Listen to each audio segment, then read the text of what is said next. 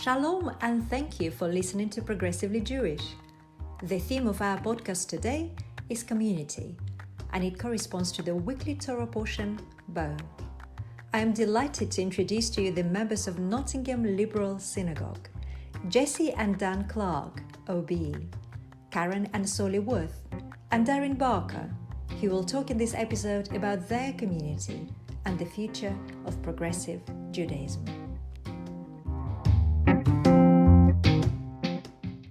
Hello and welcome to Progressively Jewish podcast. Thank you so much for joining us today. I would like to ask Solly the very first question. You are a member of the Jewish progressive community. What made you join it in the first place? Well, for me, joining the progressive community wasn't necessarily so much a choice as something I was born into, my mother having been a member for a good amount of time before, and I was brought up as a member of the community. So for me, it's just always been something that has been there in my life. That was an easy question, isn't it, Solly? What do Jesse got to say? What does Jesse has got to say? Answering the same question.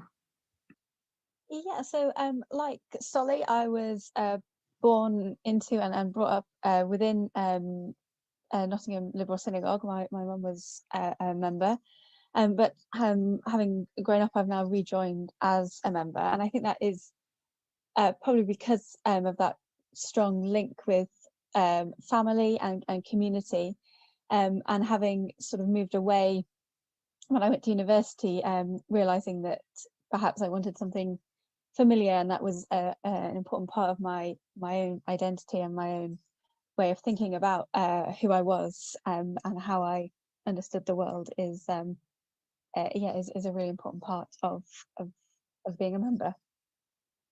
Thank you very much, Jesse. That's interesting. Now I will ask your dad, why did he join our community? Dan Clark. Thank you, Rabbi. Yes, I suppose the simple answer is I joined the community because my wife was a lifelong member of the community. Of course, we weren't married at the time. At the time I first had a connection with liberal Judaism, we were both still 17, both still at sixth form. But I became associated with the community right back then. The slightly more complicated version is, although I was associated with the community from right back then, I had what you might call a fairly long probationary period, because it was about 15 years after that first contact before I converted and became a member in my own right. That's really interesting, Dan. You see, it was special for you to come on the Progressively Jewish podcast for me to find out that actually you converted, you made that decision only 15 years after you and Jill married. Oh, that's better for us. You made a great asset for our community. And now I would like to ask Darren Barker, who is married into the third generation of the members of our community, asking, you've got your children are third generation. I think Darren's wife, Gemma, is the second generation of the members of our community.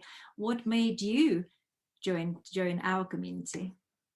So I mean, probably the food, I think, was the driving factor. As well as love. So I met Gemma, and so my sort of religious background really was a very sort of loose Christianity through my parents. Very, very informal. My parents weren't great churchgoers either, and neither was I. But when I met Gemma, I started to get sort of slowly integrated into the liberal Jewish community through all of the great festivals and events. So the answer, I suppose, is kind of love and immersion in sort of Jewish culture. And now I am Jewish because I converted. So Gemma and I did a year-long course at Southgate Progressive Synagogue. And I converted, which was a great sort of process, and very enjoyable, and I've met many of my sort of lifelong friends through that process, and we're now very much kind of part of this very sort of all-embracing liberal community in Nottingham. So the short answer, food, but yes, love. Oh, that's lovely, Darren. And you're now a member of the vision committee. We come up now with the vision for the whole community, and that's wonderful to have you on that. Well, thank you very much. Food and love. And I wonder, what was the reason for Karen Worth, Solly's mum, to join our community in the first place? Was it food or love, Karen? Well, all of those, both of those things are also important to me.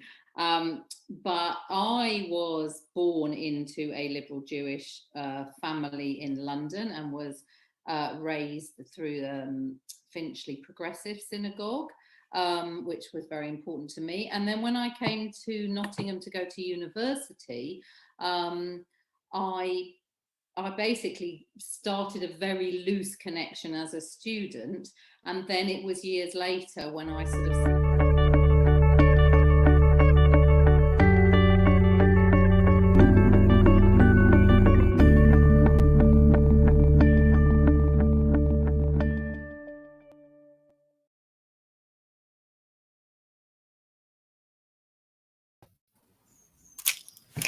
Good morning, Owen. Good morning, Charlie. Lovely to see you. And I'm sure, like me, you're absolutely on a roll and all over the place with excitement this morning. I am. So much to get through. And it's really all about collaboration, inclusion, breaking down walls, and taking away some great ideas for where we're going next and how we're going to really include everyone, or to use my watchword, inclusion in action is what it's about today. Back to you. You're right, Owen. This is the take-home part of our programme, and we've got a really exciting schedule, and I'm just going to give a quick run-through of what lies ahead just so our listeners can really follow the programme today. But before I do, I just want to remind people that what they were listening to was Rabbi Tanya and members of Nottingham on the Progressively Jewish podcast, which, along with Do You Know What, gives us two amazing podcast offerings that our listeners might want to take away with them if they're missing Biennial conference afterwards, and they're available both on iTunes and on Spotify and other good podcast accessible stations. Anyway, back to today's program. So next we've got what's the future of 21st century Judaism, and we've got a whole panel of people who may not, except for Rabbi Tanya, be members of liberal communities, are certainly part of the extended liberal Jewish family, and we're really glad that they'll be with us today, but I'll leave the panel to introduce themselves. And then at the same time, or at 10 o'clock, we've got Ma'amad, which is on the LJY Netzer Zoom link. And that's with our amazing LJY team led by Jess and Josh. At 10:30, we've got Creating British Jewish Community Outside the Establishment, which is an incredible alternative Jewish spaces panel. And that will be led by Rabbi Leah Jordan, one of your co-chair, Owen, of Biennial. We've then got Breaking Down Walls, Lessons from Our Youth and Our Young Adult Communities, and that's at 11:30 on 11:30. And remember, everything is both live on our streaming channels, but also you can join the Zoom watch parties if you have registered for Biennial. And that's featuring JW3, BKY, Norwich Liberal Community, and our chaplain, our very own chaplain, Rabbi Anna Posner. We've got a whole series of lunch and learns today, one with Rabbi Dr. Margaret Jacoby, one with Rabbi Alexandra Wright, another with Rabbi Richard Jacoby and Mish Sampson, who's going to feature a lot today as we have our real musical end of the programme as well. Breaking Down Walls is next at 2 o'clock with Rabbi Leah Morstein and a whole host of other liturgical specialists talking about breaking down walls in a liberal Jewish liturgy. And then at 3 o'clock, we're very excited to be welcoming Stephen Bush, the author of the Race and Inclusivity report from the Board of Deputies. And he's going to be in conversation with Tamara Joseph from Finchley Progressive. And I'm also going to appear talking about liberal Judaism reaction to the report. And we end our day then with Inclusion in Action, our bid, Owen, that you've been so fundamental in leading on, and for our communities to apply for appeal for money. We've got a bid of £3,000 to have an inclusion in action project. And finally, we end the day with our take home, which features all sorts of people, but perhaps most important to note that will be when we're going to both announce the award, who wins the money, but also our Chairs Awards, which is just such a fantastic opportunity to thank our communities. So lots going on today, Owen. Much to do, much to think about. That's the really important thing. I'm absolutely beside myself with excitement, which is looking forward to it all. So, Owen, I think we've probably been on screen for far too long already, and we should hand over to our panel. And I am just so delighted to welcome Elizabeth Harris to chair this panel for us, a great friend to me and also to many of us in liberal Judaism. Good morning, Liz. Thank you so much for being here. Thank you, Charlie. It's great to be here at my first biennial. Really, a Shahechiani moment, and I'm so sure it won't be your last. Anyway, thank you for being here and enjoy. I will. Good morning. Thank you so much again. Women are agents of social change and conflict resolution the world over. And in the Jewish world, you only have to look at movements for peace and social justice, Women Wage Peace in Israel, founders of organizations for social justice in the UK, such as Selim and Nahamu, represented today, to see that Jewish women are leading change for the benefit of all our community and way beyond, even when challenged with breaking down the highest and most impenetrable of walls.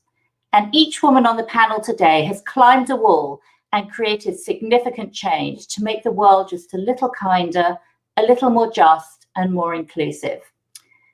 During COVID, one of the positive trends was watching some of the walls between different parts of our communities coming down, where previously it might not have been possible. I myself initiated a Daf Yomi group that's completely cross-communal and beyond.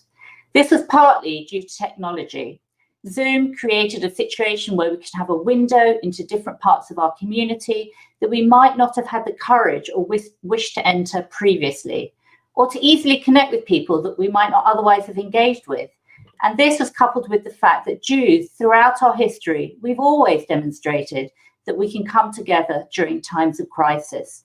This is one of our strengths, but it doesn't always hold true once the crisis has passed. Now that hopefully we're moving into COVID recovery, how we maintain and advance inclusion constructively will be a really important question. And today we're talking about the future of inclusion in our community and the specific contributions that women leaders can make to this with 4 remarkable women. The very fact that they're here together as a panel speaks volumes in itself. So men, take note. So first of all, I'm going to introduce Rabbi Robin Ashworth-Dean, who is the principal rabbi at Manchester Reform. There she is. Hi, Liz. Robin. Hi. Robin is a passionate social justice activist, having worked as a human rights lawyer before training for the rabbinate, as well as her work with Selim, which she founded, the rabbinic and cantoral call for social and economic justice in the UK. She's co-chair of Greater Manchester Citizens, a broad-based community organising movement, and a chaplain of the One Love team for the universities. Robin has published journal articles and other works, including a chapter in the recently published book, Mapping Faith, Theologies of Migration and Community. Robin regularly appears on BBC Radio Manchester, Radio 4's Beyond Belief, and is a Pause for Thought contributor. She was named in last year's 40 Under 40 Awards in the Jewish News. Robin is interested in creating relational, textured, activist communities built by individuals who are enabled to step into their own power and collectively organise for a more just world. Welcome, Robin. And my second panellist is Rabbi Erin London. Erin received Semicha from Yeshivat Maharat in 2017. For those that don't know, that's in the US.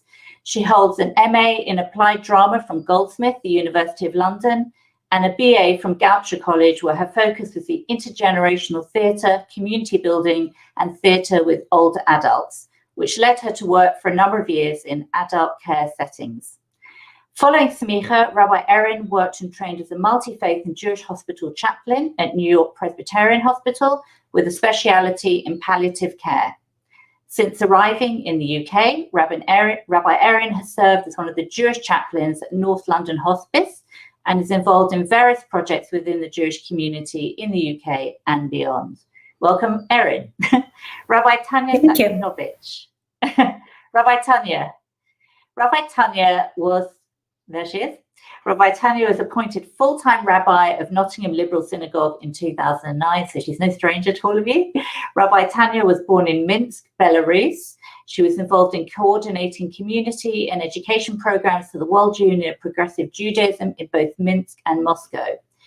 In 2004, she moved to London to study for the rabbinate at Leo Beck College and came to Nottingham Liberal Synagogue after her ordination.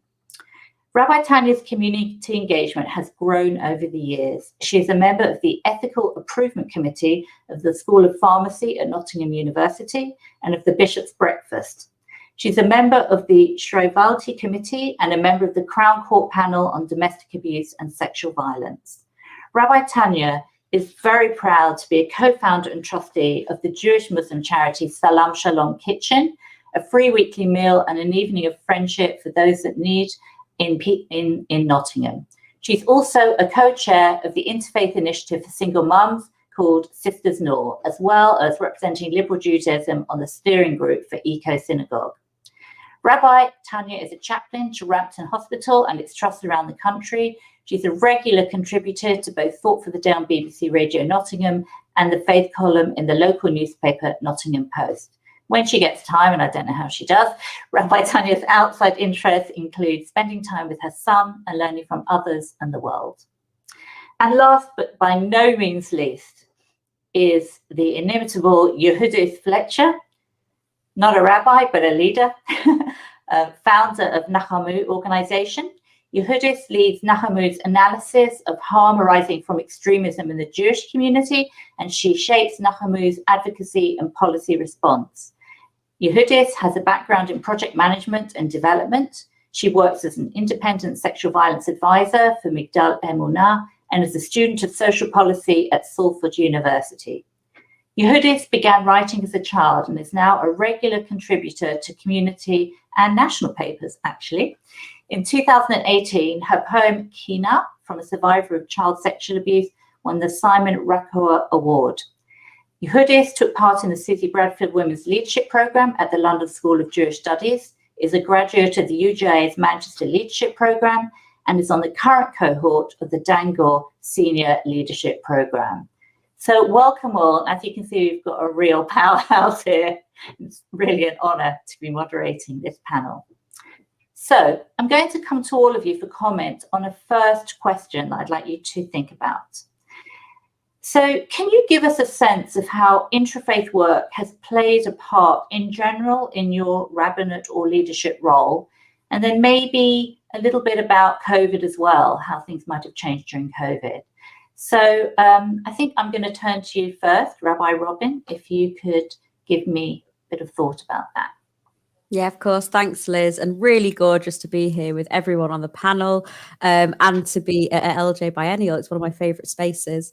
So I'd say that interfaith has really played a part in my rabbinate because of two reasons. I'm going to say one, because of Manchester, the context of Manchester, and Yehudis can back me up on this, the particular nature of Manchester, and a project that I've been involved with many progressive rabbis and rabbis across the denominations of Tselem, which is a social justice rabbinic cantorial body, which was founded when I was a student rabbi. And we have tried from the beginning to make sure it's cross-denominational. So I've been thrown into the world of how to do interfaith work from that vision of having an organized body of rabbis and cantors leading on social justice.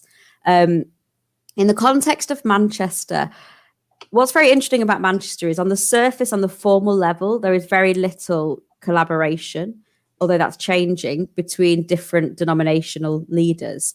However, on an informal basis, everyone's family is a mix of congregants from different communities, and their practice in a lot of the modern Orthodox and Reform spaces are almost the same. in those two areas. So they really overlap. But it is changing. There's a Manchester Jewish strategy group that has been born during COVID. And that's an example of something that's probably only been possible because of COVID, which is an absolute spectrum of all areas of Manchester Jewish communities sitting in a space together, which has never happened. And I think is quite unique actually nationally as well. Wow, that's very inspiring. I will come to Yehudis now just because you're the other member of the Manchester community. So it'd be interesting to hear how you reflect back on what Rabbi Robin said. Thank you, everybody. It's so awesome to be here today with people that I know already and people that I look forward to getting to know better.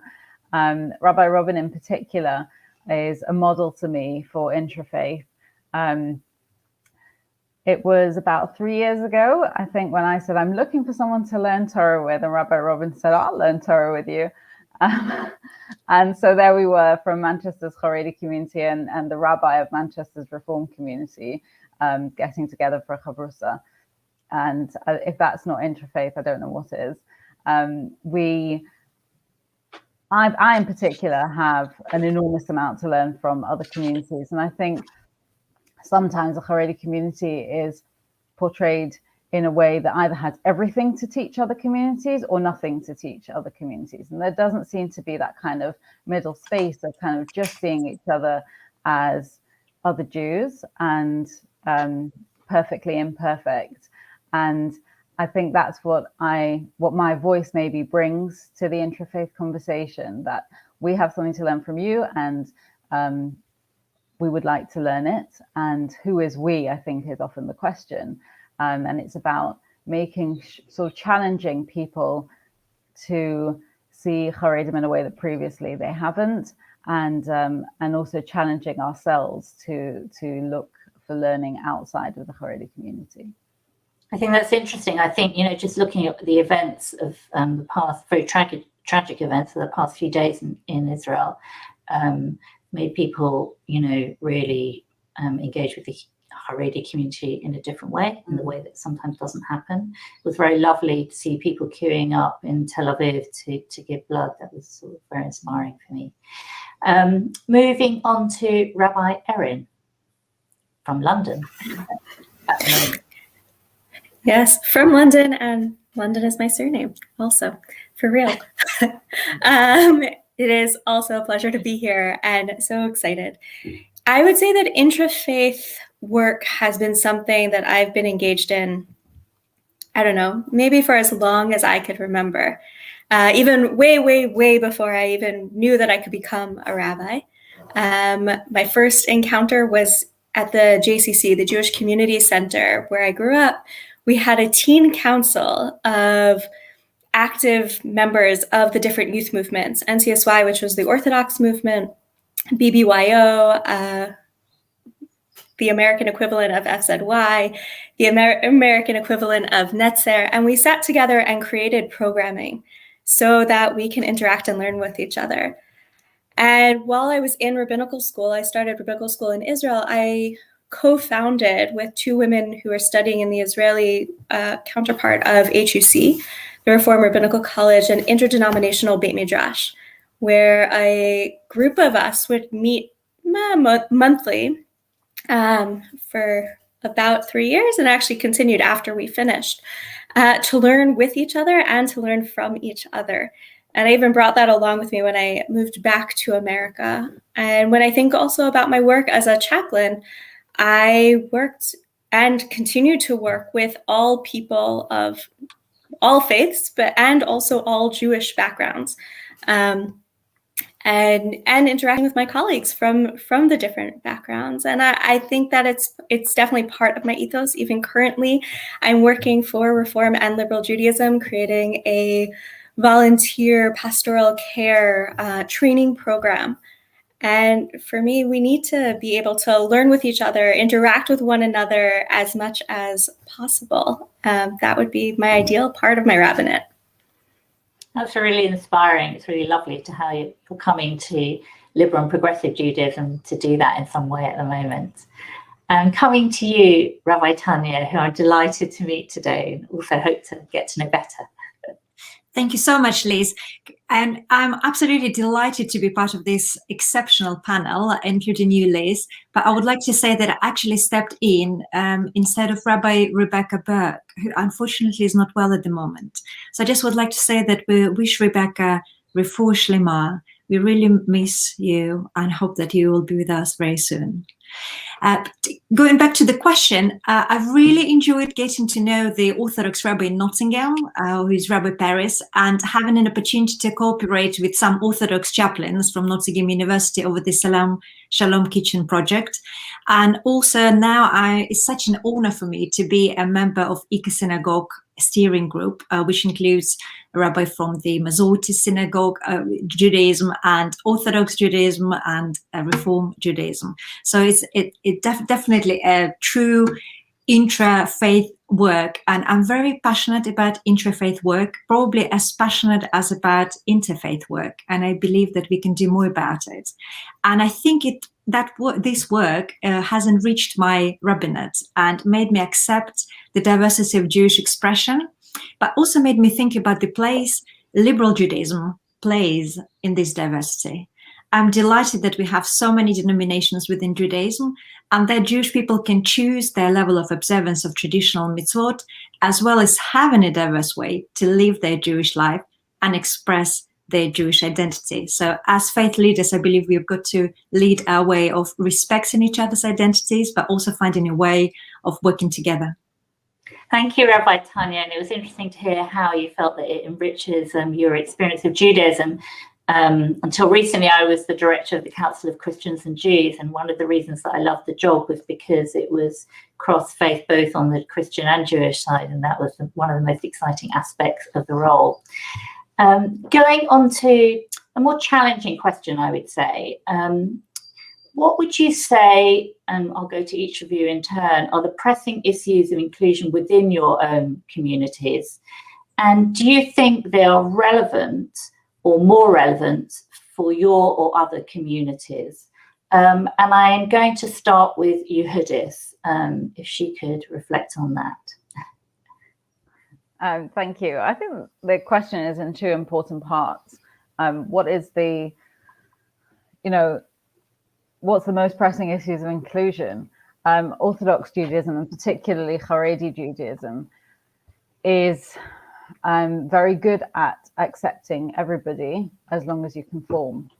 And it's that second, as long as you conform, that makes things difficult for anybody who doesn't conform, because whilst we're not cookie cutters of each other, and besides for different temperaments or different interests, there are always going to be internal minorities in a system that proudly upholds what it doesn't call the patriarchy. There's always going to be, anyone who's not part of, we're all part of the patriarchy, but anyone who's not got the most power within that system is going to be, paying the highest cost for inclusion. That said, if you do want to be included, it's very clear. The instructions are available for anyone who wants to read them. So I guess we balance this slightly difficult space of, yes, you can be included as long as you conform, and does that count as inclusion?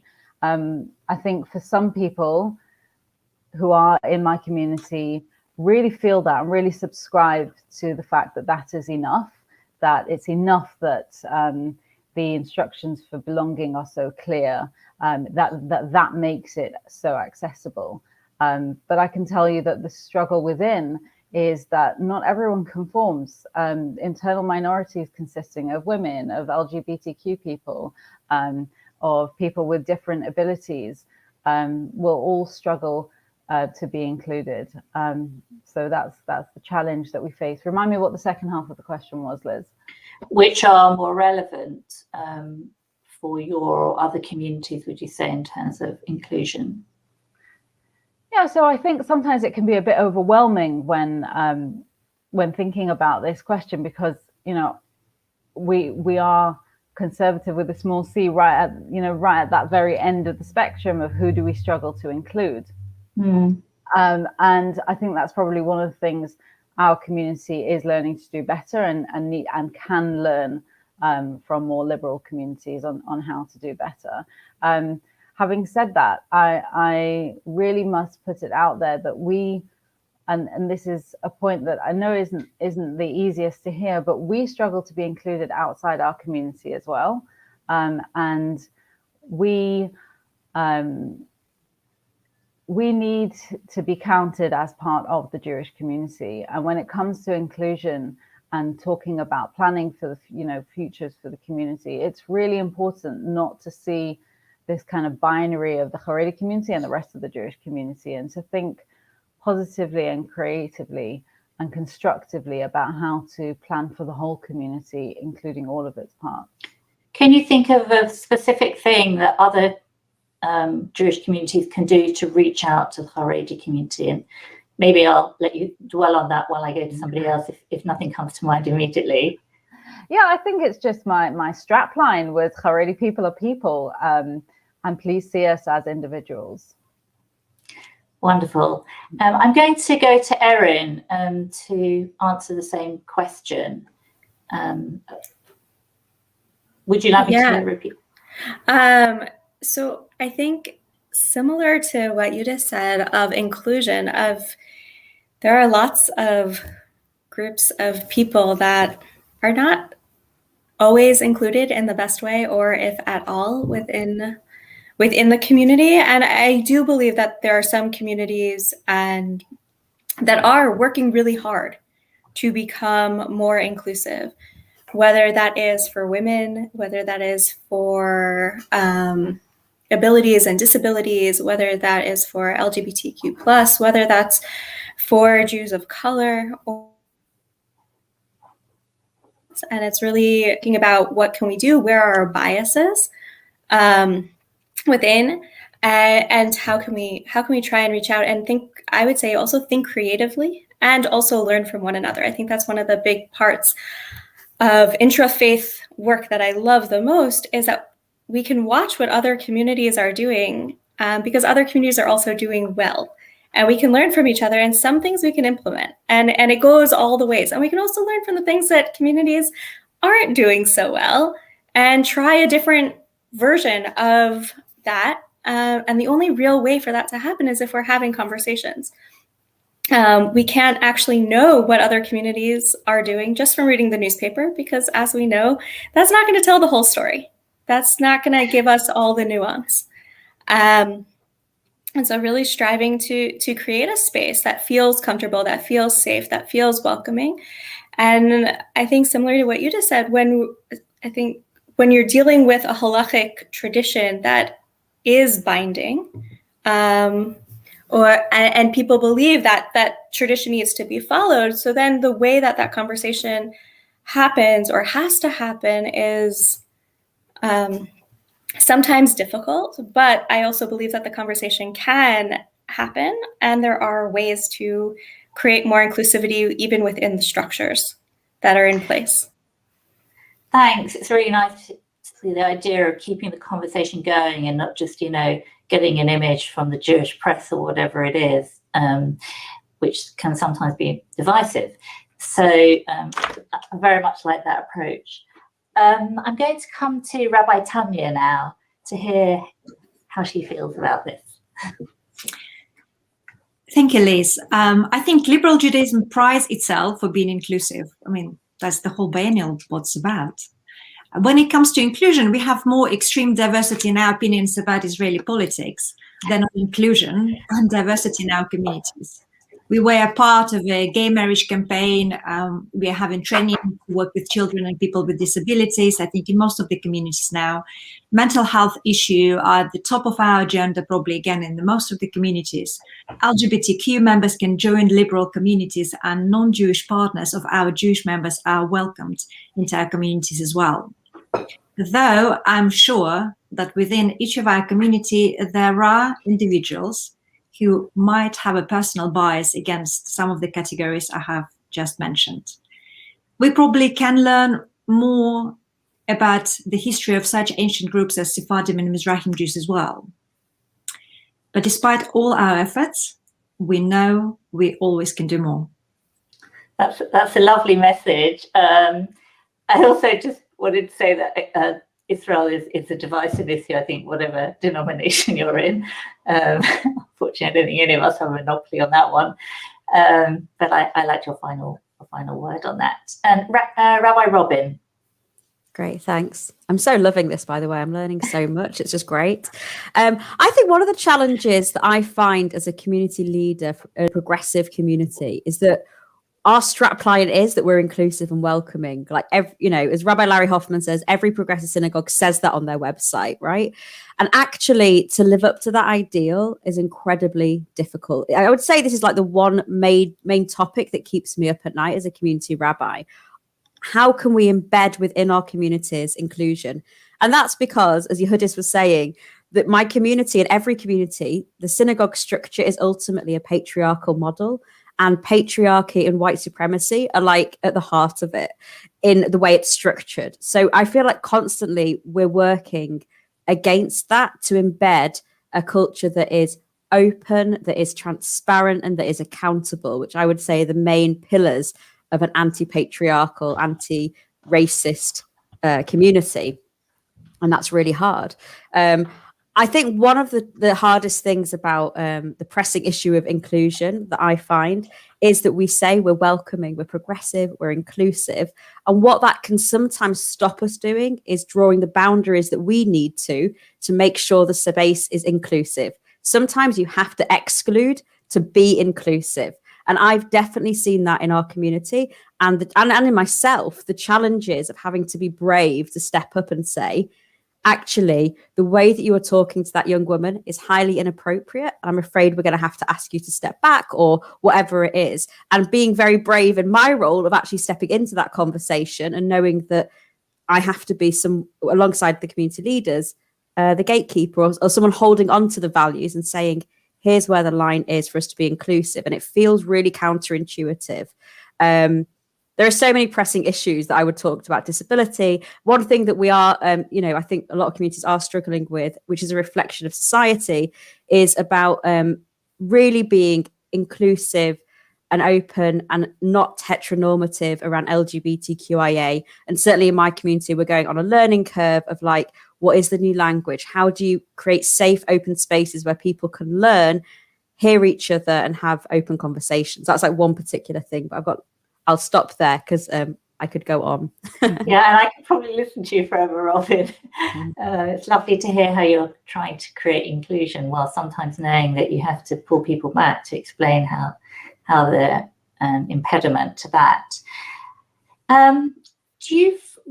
Going to Rabbi Tanya first, do you find you're ahead of your community on issues of inclusion? And if so, how do you take them with you? And maybe also refer to Nottingham community specifically. Well, I hope that as religious leaders of our communities, we are leading the way by personal example when it comes to inclusion. I have faced some biased opinions about certain minority groups from some of my members. And I even had to confront my own bias when I recognized them as such. And as I said, this work is not finished yet. There is always more we can do. But certainly when we as leaders pave the way, the community follows. And it's about continuing what we've started. And there is no end to it, really. It's good to hear that you say there's no end, that you're always on trajectory of change and improvements. I wonder if Rabbi Erin would like to comment on that. Yeah, definitely. So I'm an Orthodox rabbi who's also a woman, which is both wonderful and complicated. And I would say that there are members of my community who think this is the most amazing thing in the world. And I think that there are members of my community who think that this is the worst thing that could ever happen. And so it's both. It's both and not every part of the community is ready or accepting for women rabbis or female clergy or female religious leadership. However, you might have that title. But I do think that it's, how do I take people with me is just being myself. and meeting more people and interacting with more people and allowing people to ask questions. I say that people, as if someone generally wants to know and learn, I'm open to almost every single question that they might ask me about what does it mean to be a female Orthodox rabbi. And I think that's the only way that we can learn, and is by having these conversations. And it's about meeting, it's about teaching, it's about interacting, and hoping that change will happen soon. Well, thank you for that, Rabbi Erin. You expressed that with such patience and grace, because obviously you are on the cutting edge of this at the moment and almost in the eye of the storm with some people. So thank you for that response. Can I come to you, Rabbi Robin, to reflect on this? Yeah, so I definitely think that my role as a leader is to continually learn and continually challenge myself. In the words of Rabbi Judith Rosenberry, one of my teachers and liberal Judaism's greats, she says that Judaism is the deconstruction of oppressive meta-narratives. And I've always held that like very deep in my being of what it is my role as leader, to always question, to be a critical thinker and hold on to that vision. That's my role as a rabbi, and to see the potential in the people and processes around me, as Brené Brown says. However, I would say that I learn far more from my congregants. I love it when I am agitated by congregants in a good sense, that they will call the community out, call me out and say, actually how you introduced around pronouns, for example, really made me uncomfortable. Okay, great. Let's have a conversation. Teach me. We've got a member who's a BSL, British Sign Language interpreter. I have been on a complete learning curve about how we make sure we're a capital D, small d inclusive community. I love that. I think one of the challenges I have of being held to account in that way is being a woman. Is I find it very difficult sometimes to distinguish when I'm being held to account and it feeling like I'm being shamed and it's affecting my worth. So I'm working really hard. I'm just being able to have those conversations around inclusion without getting defensive, without thinking that it's a slight on me or my values, but actually being able to open up, open-hearted and say, great, teach me. And again, that's dismantling the patriarchy. To understand that I, as a leader, am over here leading the way, knowing it all, is not how I want to lead. I'm a learner, and what I want to model is learning, openness, and rectifying mistakes. Brené Brown says we're not here to be right; we're here to get it right. We're on a journey with it. That's a really lovely response, to learn from every experience. And I have to say, I travelled with Rabbi Robin to Israel and Palestine a couple of years ago, and wow, what a critical thinker. And we all had to be on our toes all of the time, but always ready to learn from every voice that we met. Going to you, Yehudith, how would you respond to this? I think I'm often positioned as, well, with a kind of symbolic violence, like, oh, here's a Haredi woman that we agree with. So this is a Haredi woman that we're willing to listen to. And it's not true. We should be really willing and open to include everybody in the Jewish community. And when we're talking about building resilient and sustainable communities, it's about, everybody counts, and not just the people whose values immediately match our own, and not just the people that we enjoy listening to, and not just the people that we click with. And I think that's been a struggle for me, trying to make sure that people outside my community really understand that I am not unique. I mean, I'm one of 7 children, and like my sisters might cover their hair differently to how I do, but we're built with the same core material and we hold the same core values. And, my family is one of thousands and thousands of families. And absolutely, certainly there are bad things done by people in my community. And certainly and without any kind of justification, there are bad systems in my community as well. But that doesn't mean that people in my community are bad people. It means that there's lots for us to learn, and there's lots of room to grow. And certainly we are here to get it right. And there are plenty. Yes, it's true that I'm saying things out loud around social justice, around human rights, particularly around forced marriage, that other people in my community haven't said out loud before, but I am pushing at an open door. And I don't claim to represent anyone, but it's important to know how many people's voices are being spoken through mine, and that I am far more representative than people understand me to be. Thank you. I think what's common to all the responses was how much you all want to learn from every aspect of your community and your communal members, even where it's difficult to hear it. So that's very lovely to hear. I'm going to ask a couple more questions, and then we're going to have to open to the floor because there are just masses of questions coming in. They're all very challenging.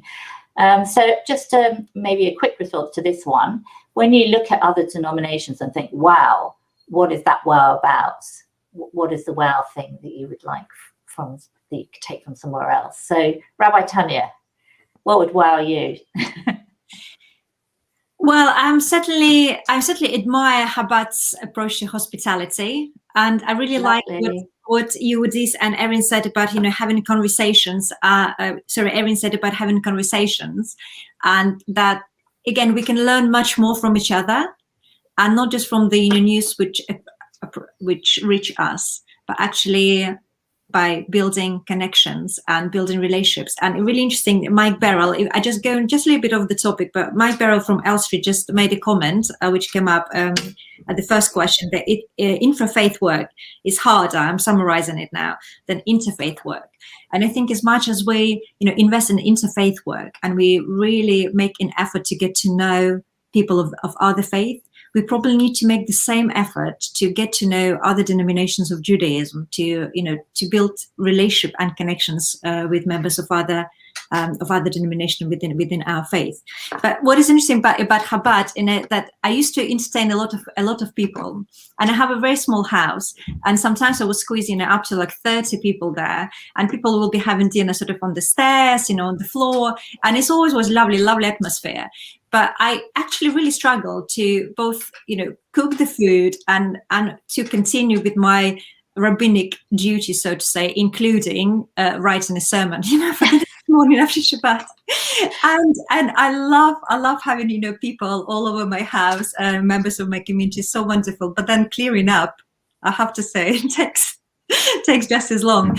And I know that most of the Chabad rabbis, they have a partner by their side who take that role on of hospitality. But it feels to me that as progressive community, we can do more of opening our houses and entertaining, and because it's such an important mitzvah. That's lovely. That's a lovely response. I'm going to go to Rabbi Erin. What's the wow factor for you elsewhere? A bunch of things. I would say. Yeah, I think two things come to my mind. One is the central notion of tikkun olam and being able to pray with one's feet. And I think that is also part. It's not just sitting and learning in the Beit Midrash, but it's actively going out, and that is also integral. And I would say also conversations about spirituality, I think happen much more, at least from my experience, in more liberal spaces, and being able to interact and connect and talk about God or connecting with a higher being. And I would love to have that language be part of my learning, my community's learning. Thank you. Rabbi Robin. So I'd say two wow things that I would like to learn from or take in. So I think, although, liberal Judaism and Reform Judaism, we often like to say, as one, I think there are differences in how we express our Judaism, but also how the institutions work. And I loved being an LJ student, Rabbi. Loved it, loved the communities. LJ has a really clear clarity and focus, and the synagogues are much more a movement and as a whole. And I think in Reform Judaism, we struggle. I think that we are can be more affiliated to a movement. And I struggle with that. So I love LJ's clarity of focus and vision. I think from halachic Jewish practice and organizations, the thing that I struggle with and think about quite a lot is the fact that we don't have duty inbuilt. Erin said earlier, binding, right? Halacha is binding. There's a duty. A minyan, for example, right? You turn up because we need 10 people, 10 men, 10 people to pray, to come to a cemetery for a funeral. We don't have that inbuilt, and we don't, I think, generally in progressive Judaism, have a really clear post-halachic theology. So what is it that makes somebody go to a cemetery to stand with a mourning family? And I've been in situations where there's been 3 of us and part of my soul has died. So how do you do it? Because it's the right thing. Is that enough? How do you build in duty into what we do? And I think there's an opportunity there for us to find a third way where actually you do it because it's meaningful and you're duty bound. It's somewhere in between. So anyway, that's something that I think it would be really great to explore more. That's a really fascinating question, which I will need to reflect on further, I think, how you build in duty. Coming to you, Yehudith. I think I'm just going to really turn what Rabbi Robin said back to her. Sometimes in Haredi Judaism, there is an overfocus on duty and the people get left behind. I was talking to someone about this the other day, about how there's a kind of outsourcing of morality sometimes. If you're not, if what you do is entirely constructed by duty, it's quite easy to build a rationale for things where you don't have personal accountability or responsibility. So my rabbi told me to do it, is not a good reason for forcing your daughter into marriage, or denying your child access to education, or some of the other human rights abuses that occur at higher numbers than we wouldn't be comfortable with anything. And I don't want to say it's common, but it's systemic abuses that occur in the community can be rationalized by saying, oh, this is not something I need to take personal responsibility for. And that's something that I've seen outside the Haredi community, within other denominations, is this kind of personal motivation that is values driven, that makes people stop and think, no, what is the right thing for me to do right now, and really take that responsibility for their actions, as it broadens into tikkun olam. But we're not just talking about tikkun for the whole world, we're talking about also tikkun for our personal worlds, our families and our communities that we live in. It's really interesting to hear you speaking after Rabbi Robin, hear the flip side of that there.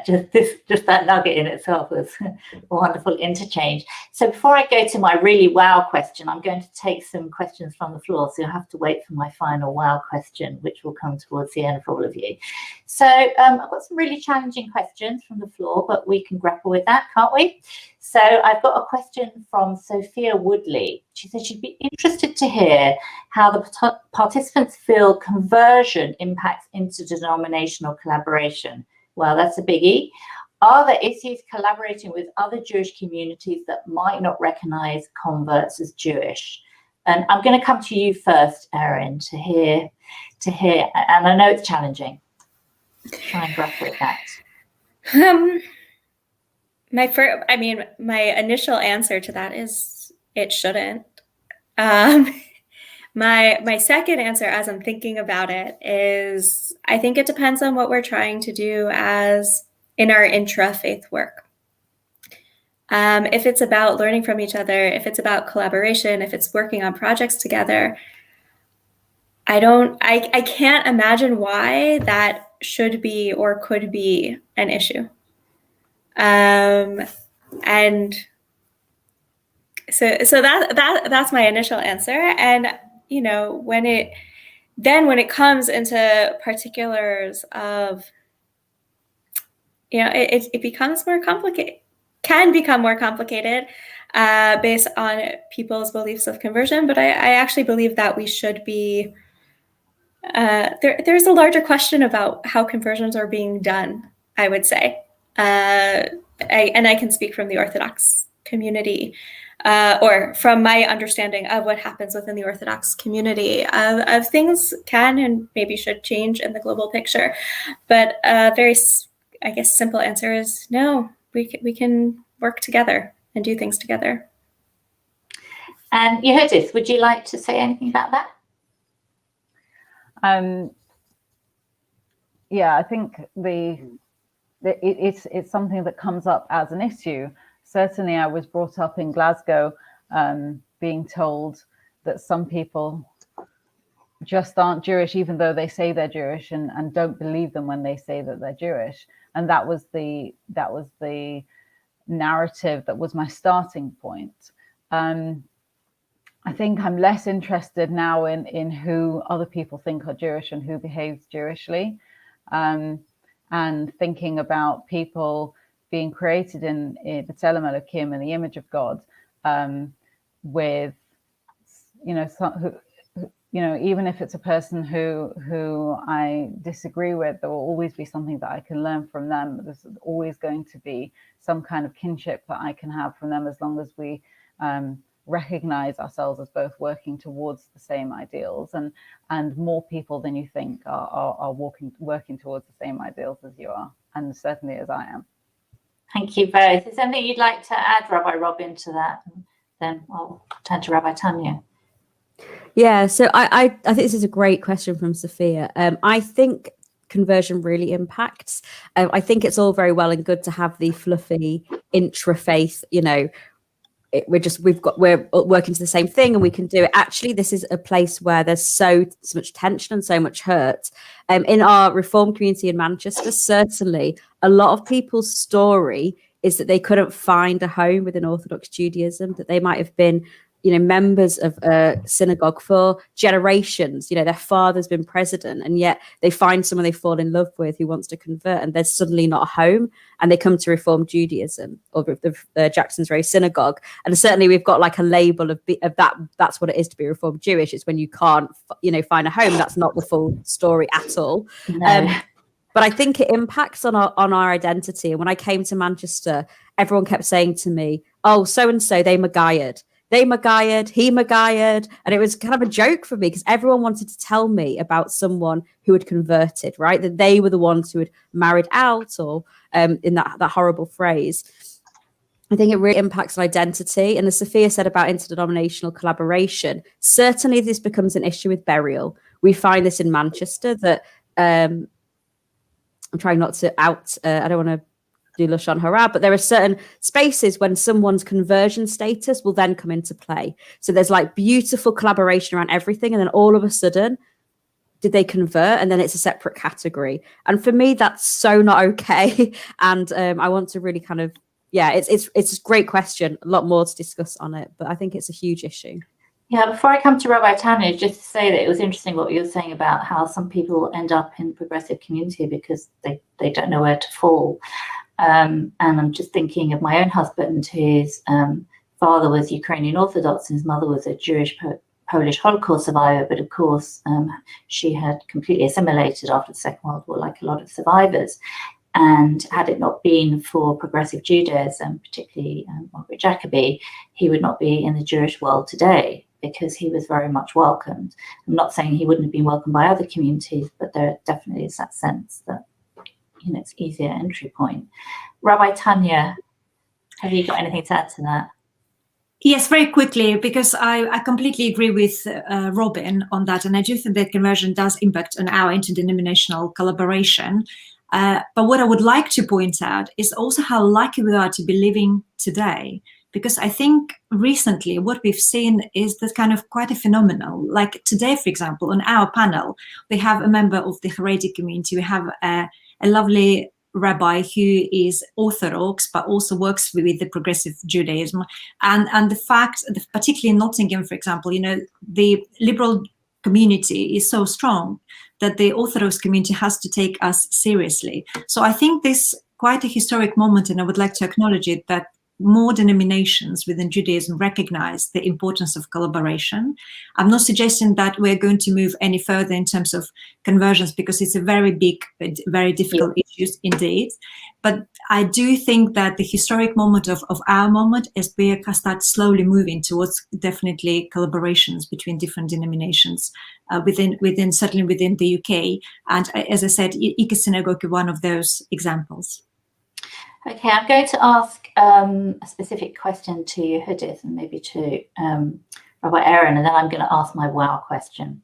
So we've got a question from Robert. How would the panel educate Haredi and other communities that struggle with inclusivity, how to understand the core values of progressive Judaism? So let's start with Yehudith. What are your thoughts there? I think it's hard to go out with a mandate to convince somebody else of your point of view, and I would question. I mean, that I understand that that's what a lot of people want, but I would question whether that's constructive. I think if that is your core belief, and you hold, and Robert hasn't. I think, yeah, inclusivity is what he's saying is the core value. But I think going out and trying to convince someone else to agree with you is just not the way to get other people to agree with you. I think a starting point that other people are respectable human beings, a starting point of boundaries, so saying what values we will and will not accept in our space, and being Or Lagoyim, a light unto the nations, and projecting those values outwards is the way to go. You know, like my mind is filled with mishle right now, like all kinds of things to little tiny snippets of Jewish learning that project inclusivity, project possibility, and all that. There's so much of these core values of inclusivity within Orthodox doctrine. Like, it's all there. You don't need to convince other people of your point of view. You need to just project your point of view outwards, and they will find it within their own doctrine. They'll come and find you. You got some great comments supporting you on that, Yehudith. And a quick word from Erin before I ask a final wow question. And just to say that there are so many amazing questions here. Maybe there's some way that the Biennial can capture them and have a conversation about some of them later, because some of them are very challenging but important. Erin.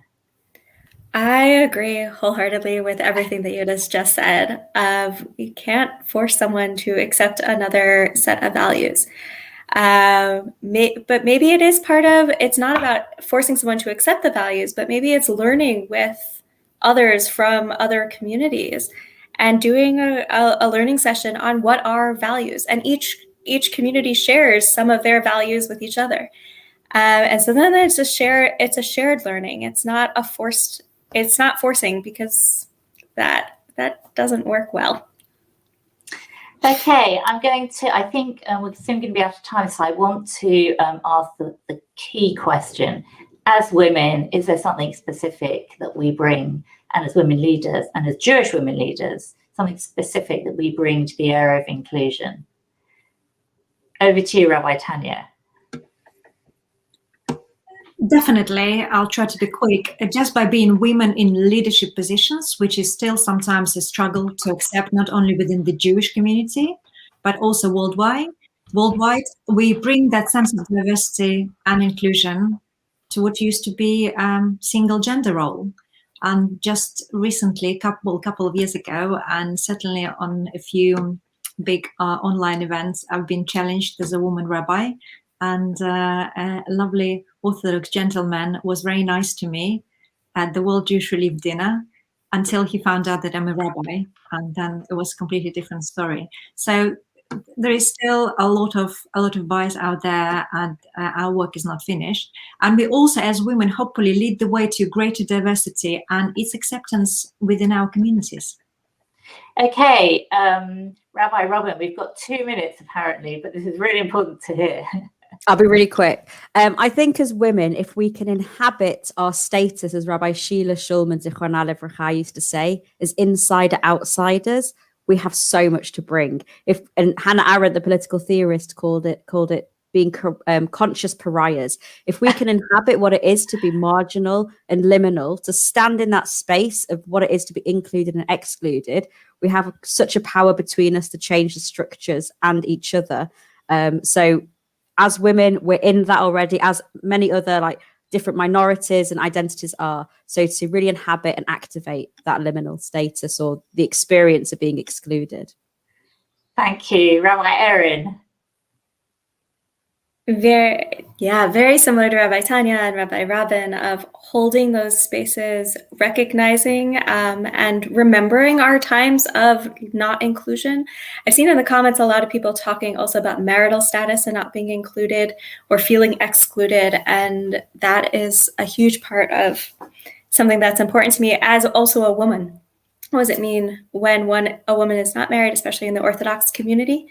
And so just keeping that in our mindsets, and because that's part of my existence. Thank you. And Yehudith.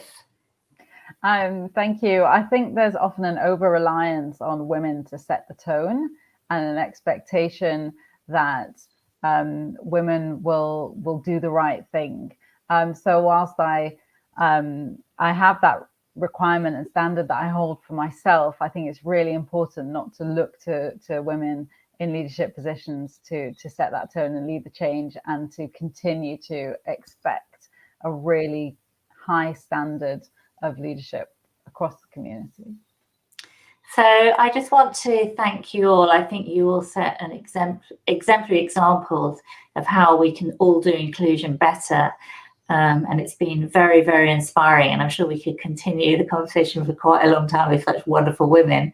But I know that we're going to have to close soon. So just a very big thank you to the Biennial for allowing us to have this conversation.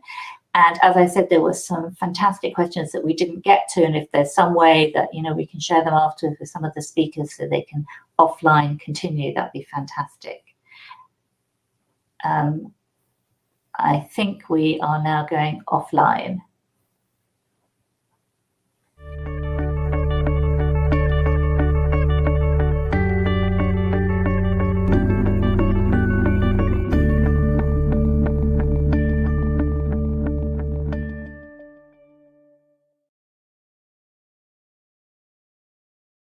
Really was something. It was really, really great to hear the discussion, because it's so important for our interdenominational people to talk and take a lead on social action. I was delighted to hear what they were all saying, particularly on disability and inclusion. It was great.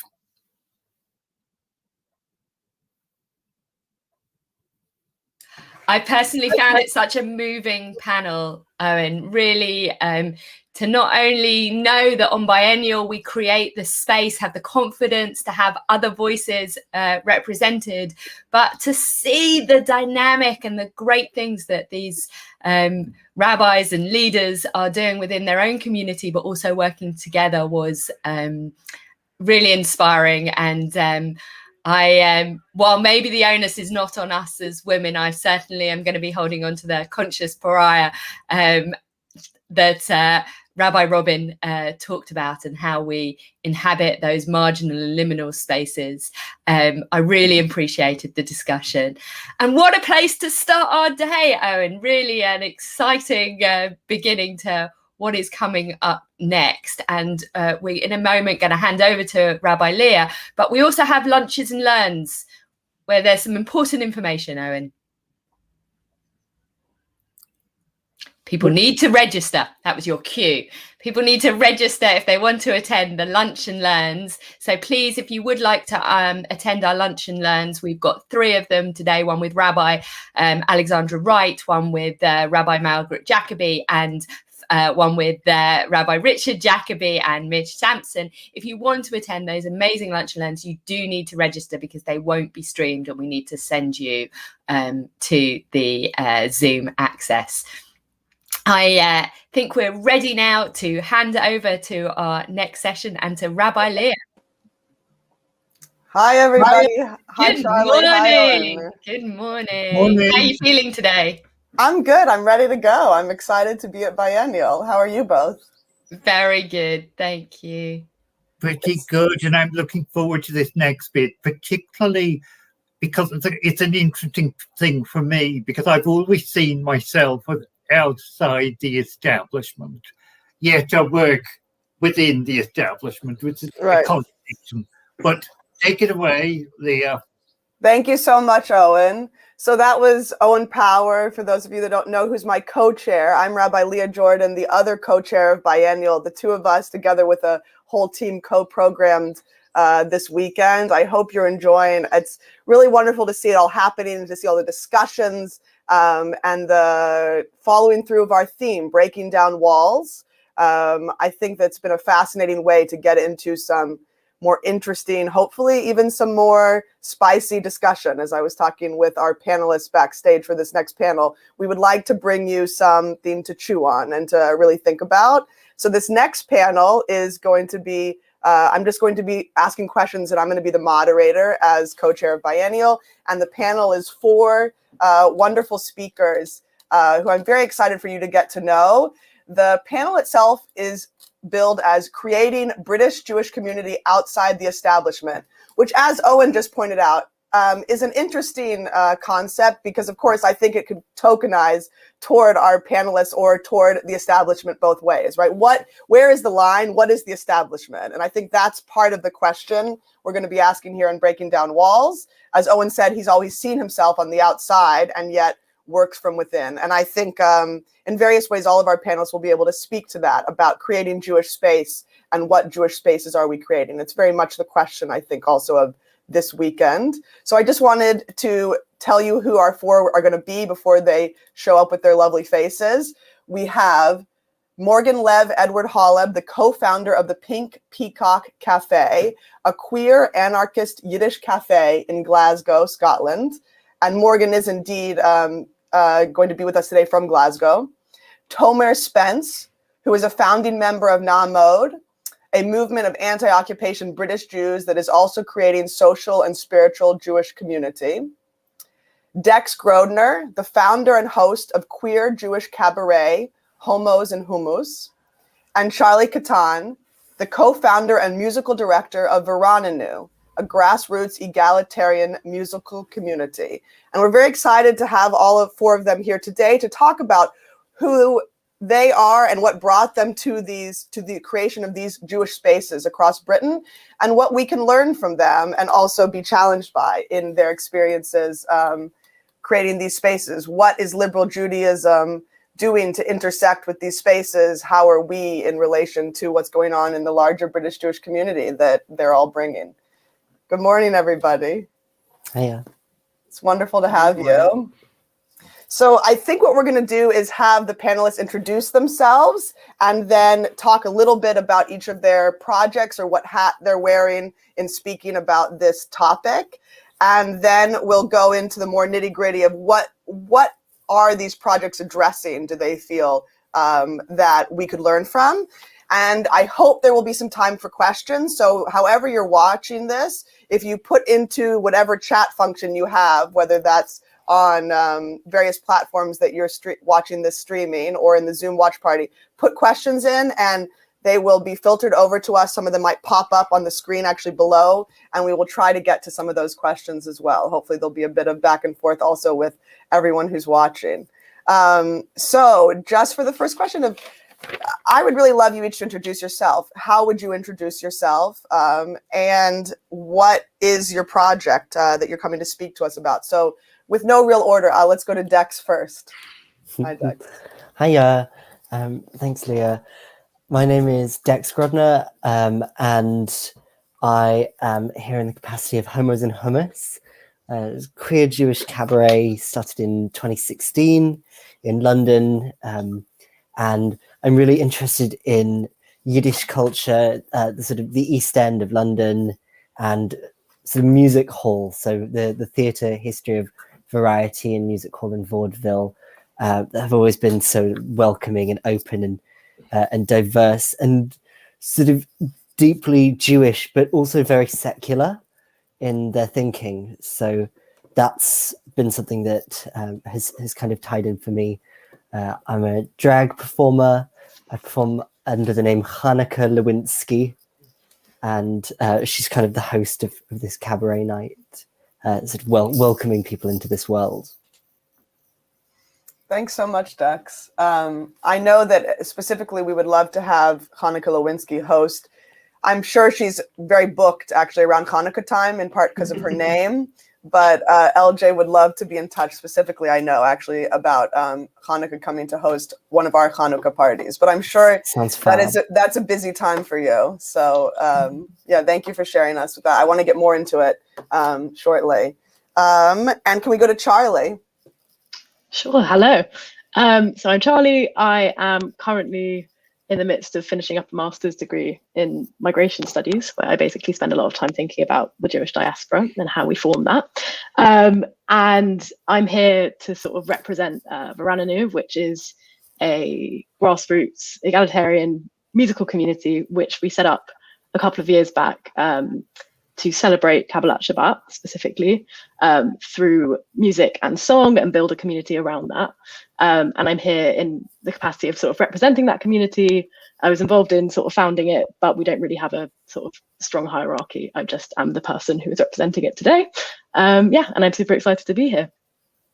Thanks so much, Charley. Yeah, I want to hear more about that specifically at some point, about how has that been in pandemic, and how have you been able to meet or not meet, and yeah, what's going on with all of these projects. I think and I know with Veranenu, there's been I think questions around like how do you do it and how does it go forward. I hope that we get into that more. Let's go to Tomer. Hi, I'm Tomer, and yeah, I'm kind of a returning liberal Jew. I grew up in a North London Progressive Synagogue, which evolved into the congregation that Leah now leads, Gael in North London. And I'm here in my capacity as a founding member, again, along with Leah, of Na'amad, which is a movement of British Jews who are opposed to the occupation and to our community support for it. We're a cross-communal movement, so we have members right from the Orthodox end of the spectrum through Masorti, Reform, and Liberal, and of course secular Jews as well. And we're very much focused on kind of taking action to take a stand for freedom, equality, and justice for all Palestinians and Israelis, for everyone in the Holy Land, Israel, Palestine.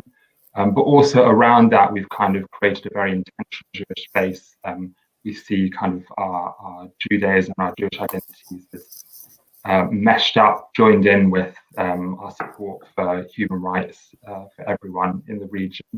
And so, you know, that expresses itself in different ways, both through the campaigning that we do, but also just around creating Jewish community. And definitely there are kind of, it's really interesting people coming from such different Jewish backgrounds into this space where we're all working on a common cause. And it sounds like, yeah, everyone else on the panel has been doing that in different ways as well. So really looking forward to sharing this experience. Thank you, Tomer. Yes, as Tomer said, I'm a founding member of Na'amad, and so it's the one of the four things we're going to talk about today that I have the most personal experience with. And I think what started me thinking about this, which is that I know that Na'amad was founded a few years ago for the specific purposes that you talked about, Tomer, and then also it's become a social and a spiritual space. And I'm just would be interested in, I think, the overlap between all of these spaces, that they're doing a lot of things and they're filling different needs, but actually I would be curious about what kind of culture and social Jewish space is being created around, and I think that that's kind of maybe at the heart, I would say, of some of them in some ways. And yeah, thank you for that. And last but not least, Morgan, tell us about yourself. Hi. So I am a non-binary transsexual anarchist Jew. I'm calling in from Glasgow, which is where my project is. So I am one of the co-founders and one of the board members of the Pink Peacock Cafe, which is, like you said, a queer Yiddish anarchist cafe that we're opening. We've got our premise and we are renovating it now, so that's what we're doing. But some of the other sort of like important notes that we hit is everything in the cafe is pay what you can down to zero. And it's like an anonymous pay system. So there's dignity in accessing food, regardless of what your income is. It's also a late night and a dry space. So it's an alcohol-free space, which makes it family friendly. Basically, it's a social, queer, and Jewish space where people can access Jewish life without, like, outside of shul and outside of private Jewish life. And then likewise, it's a queer space, which Glasgow just is in desperate need of more queer spaces that aren't nightlife spaces, which are also fabulous, of course. And yeah, I'm really excited to talk about the spicy, get into that with everybody. Because the other important thing about it is a queer and a Jewish space. Everybody is welcome except for cops and for TERFs. For anybody who doesn't know, that's trans folks who call themselves feminists. And we're also an explicitly anti-Zionist space. We are BDS compliant and we support Palestine in their pursuit for liberation. Thank you so much, Morgan. I think hopefully we'll get into some more of all of that. I agree. I want to get into, the question, I think, of this biennial, which is how is liberal Judaism meeting the needs of the people who are within it, and how are we falling short, and how do we need to take account? And one of the reasons, very transparently, that I wanted to do this panel is because I feel like we're all part of a British Jewish ecosystem, and we all also are in different constellations of that. And I think there's a lot of synergy and overlap in some ways between the various spaces, and that also we need really to be challenged by each other. And I wanted especially to speak about that, which is to this next question, which is, what need or needs does the space you are creating and have created and are part of address that you felt weren't being addressed? And that is an important aspect that space brings. Can we go with you first, Charley? Sure thing. So I guess the origin story of Veranenu came from experiences that I and a couple of friends had being part of the services of Nava Tehillah in Jerusalem for a couple of months, which we found to be radically different, I guess, to anything we'd experienced back home in the UK. And so when we came back, we had this idea of, what would it be like to create some kind of equivalent community where we were, which was in London, and how could we sort of build not only sort of really new and vibrant services, which would involve like new music from around the world, but also how could we build community kind of within that.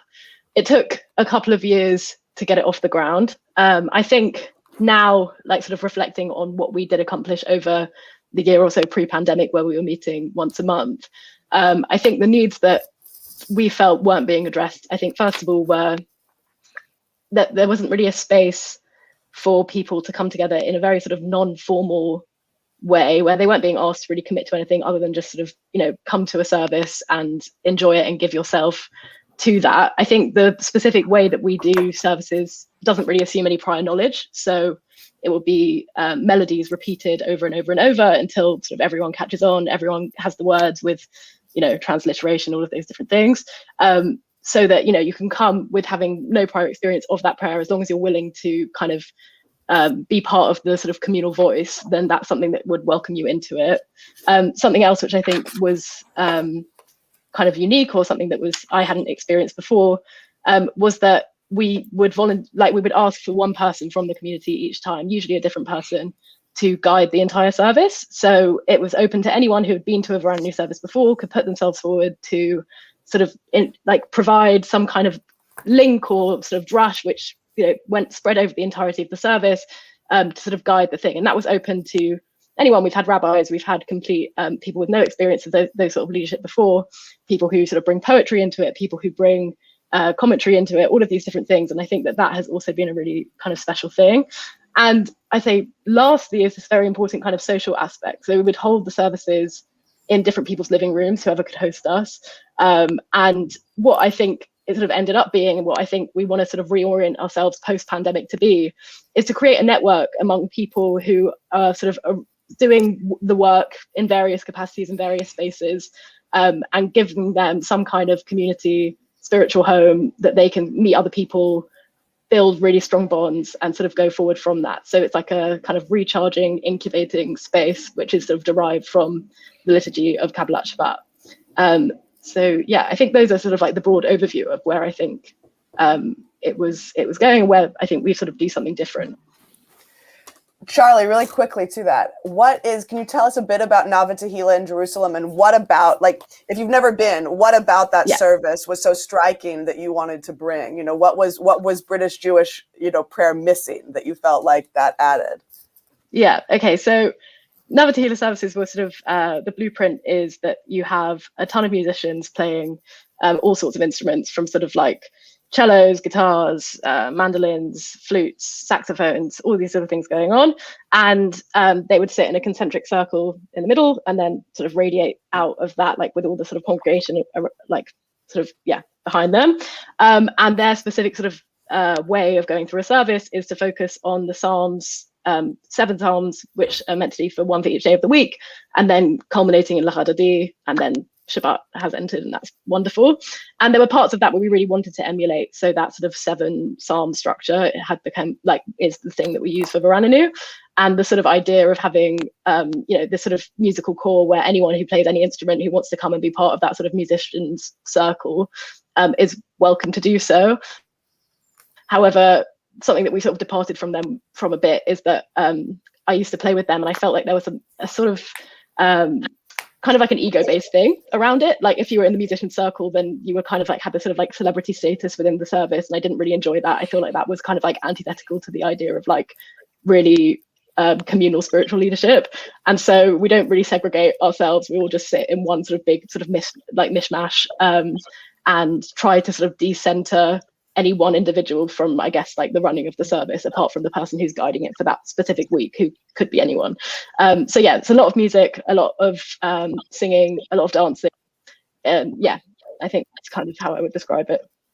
Thank you so much. It's something that I certainly miss. I don't think we do enough of what you do in Britain. And I want to hear more about your post-pandemic plans for making this network. That's really exciting. Thank you, Charley. Morgan, to the same question. So I think the biggest need that we identified in our neighborhood is economic. I live in a really diverse neighborhood. Glasgow is one of the cities where the Home Office relocates asylum seekers and refugees. So we have a lot of people from a lot of different places, and most of whom are not given the economic support from the government that they should have for basic dignity. So, and we wanted to make a space where people could access food without guilt or shame or stress around money. And we were told by lots of people that that wouldn't work, that if we just had free food, that people would take it all and run, or that we'd be overrun with like unhoused people, to which we said like, great, that would be fabulous. That would be a real like, mark of us being successful if that was the case. And so far those people have been wrong. We've managed to always break even when we do any kind of when we did food deliveries earlier in the pandemic, and we have an online shop right now while we get the space ready, and that's all pay what you can down to zero, including free shipping. And we've always managed to just like eke out money from that rather than be at a loss all the time. So that was like far and away the most important thing to us, was that we are accessible in terms of economic stuff. But we're also really focused on being accessible in lots of other ways too. So I mentioned before, like we're a queer space. There just need to be more of those. So that's, and I can talk for a long time about that. We're also like a physically accessible space. We're building a physically accessible, like disabled toilet, which doesn't exist yet in our neighborhood, which is an absolute shanda. We're also spend a lot of time thinking about other access needs like communication, whether that's through ESL or through different languages or through writing stuff down. we think about like being autism friendly because most of our board members are autistic. So that's actually something that's really easy for us to think about in terms of like lighting and sound and all this kind of thing. But then in terms of the Jewish stuff, which I think is probably what's interesting more than anything else to this audience, there are a couple of barriers that I think that most young Jews experience to accessing Jewish life, and I think one of those is the like tacit or explicit Zionism of most Jewish establishment spaces. That's a huge barrier to people because we don't like to have to hold our nose about politics. But I actually think that's the smallest barrier. The second is that like the assumption or like expectation of experiencing discrimination. So like as a queer person, if I go into a shul that I don't know, or I go into any kind of Jewish space that I'm not familiar with, I'm like anticipating to be discriminated against, and whether that's fair or not isn't really the point. The fact that people expect the discrimination means that it's a barrier. And then the third one, which I think is actually like the biggest barrier to people, is the sense of imposter syndrome. At least this is what I've noticed in my own communities, is that like Jews who did not grow up with a traditional Jewish education, who did not grow up going to shul, are afraid that they're not really Jewish enough to access Jewish spaces, whether that's because they're patrilineal, or whether that's because they don't read Hebrew, or they're not familiar with the prayers or like the holidays outside of Hanukkah or whatever. So that really informed how we made our space, or how we're making our space, to be like really, really welcoming to those Jews who don't feel like they have a home somewhere else. And that's the experience of a lot of our board members as well. So it's peer led rather than feeling paternalistic. Yeah, I think we also just really wanted a social space that's explicitly anarchist and explicitly like anti-capitalist and anti-imperialist. And I could talk for a long time about anarchism, but I'll just say that it's such an important part of Jewish history, and especially of Yiddishkeit, which is where we sort of focus. But it's something that's denied to us in our learning, whether that be through like traditional Jewish education or just general like cultural omission. So we're really excited to be part of the Yiddishkeit like anarchist revival, I guess you could call it. Thank you so much, Morgan. So much there. I hope we get to circle around to some of them. Specifically, you were saying young Jews expecting discrimination going into spaces. I hope we can circle back around to that, and to imposter syndrome that you talked about. And yeah, the intersection that I feel like would be really juicy if we have the time to come back to around what is this affinity between Yiddishkeit, as you call it, Yiddish culture or Yiddishness, and queerness and lefty politics, anarchism specifically. I think there's a lot I would love to look up more, hopefully, and hopefully it'll resonate with other people's projects here as well, other folks' projects. Let's move on to Tomer, speaking of Israel-Palestine and Zionist spaces, non-Zionist spaces. What's going on with Na'amod, Tomer? And yeah, what needs is it filling? Yeah, so on the kind of the Zionist question, so we are a very broad-based movement, and we don't take a position on Zionism. So we welcome anyone who's a Zionist, a non-Zionist, or an anti-Zionist, whatever else they define as post-Zionism, as long as they kind of share our opposition to the occupation and our belief that everyone in Israel-Palestine should live in freedom, equality, and justice. But our existence definitely reflects, I think, the centrality that Israel holds in Jewish life today in the UK, but I think in all diasporas. And I think that the kind of gap we fill, or have filled, what drew people to create us and join us, is that I think there are a lot of people in the Jewish community who maybe feel that when it comes to Israel engagement, which happens so much, there's kind of an expectation or a requirement sometimes that you check some of your Jewish values at the door when it comes to talking about Israel. So, I think in most Jewish communities, and particularly in progressive Judaism, there's a lot of focus on human rights, for example, on equality, and supporting those initiatives being an expression of theology, of the idea, for example, that that Tselem Elohim, we're all created in the image of God and we all have a shared humanity. And we do that in a lot of contexts, both in the UK and around the world. But I would say sometimes, if not often, that stops short a bit when it comes to Israel. And that's not to say that we don't ever talk about human rights when it comes to Israel, but I think it can be more withheld because of all sorts of structural and emotional and religious reasons than it is in other contexts.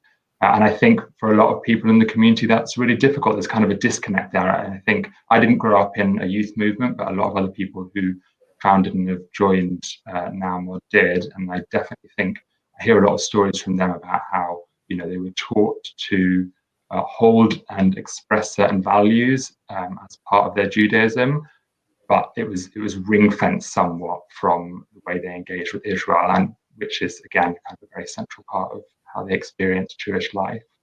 And I think that's something we've also seen recently around, there's been a lot of work in the Jewish community over the past year, in particular, thinking about our complicity in racism and aspiring to be anti-racists. And that's really important work. But again, sometimes it hasn't extended. I think there are many examples we've seen where it hasn't extended to racism expressed towards Palestinians, which unfortunately is quite widespread, I think, in the Jewish community. And so, yeah, there's something going wrong there, or some kind of disconnect, which, yeah, I know a lot of people in the community feeling, which is what drew into NAMOD. And I'd say the other kind of gap we're addressing is that, again, when we talk about Israel-Palestine, the Jewish community, there is a lot of talk around peace, around wanting peace, around aspiring towards a two-state solution, which is what most British Jews support, and particularly more so in progressive streams, there is some talk about the occupation and the human rights violations that occur there. But that's usually as far as it goes in terms of just, talking about it.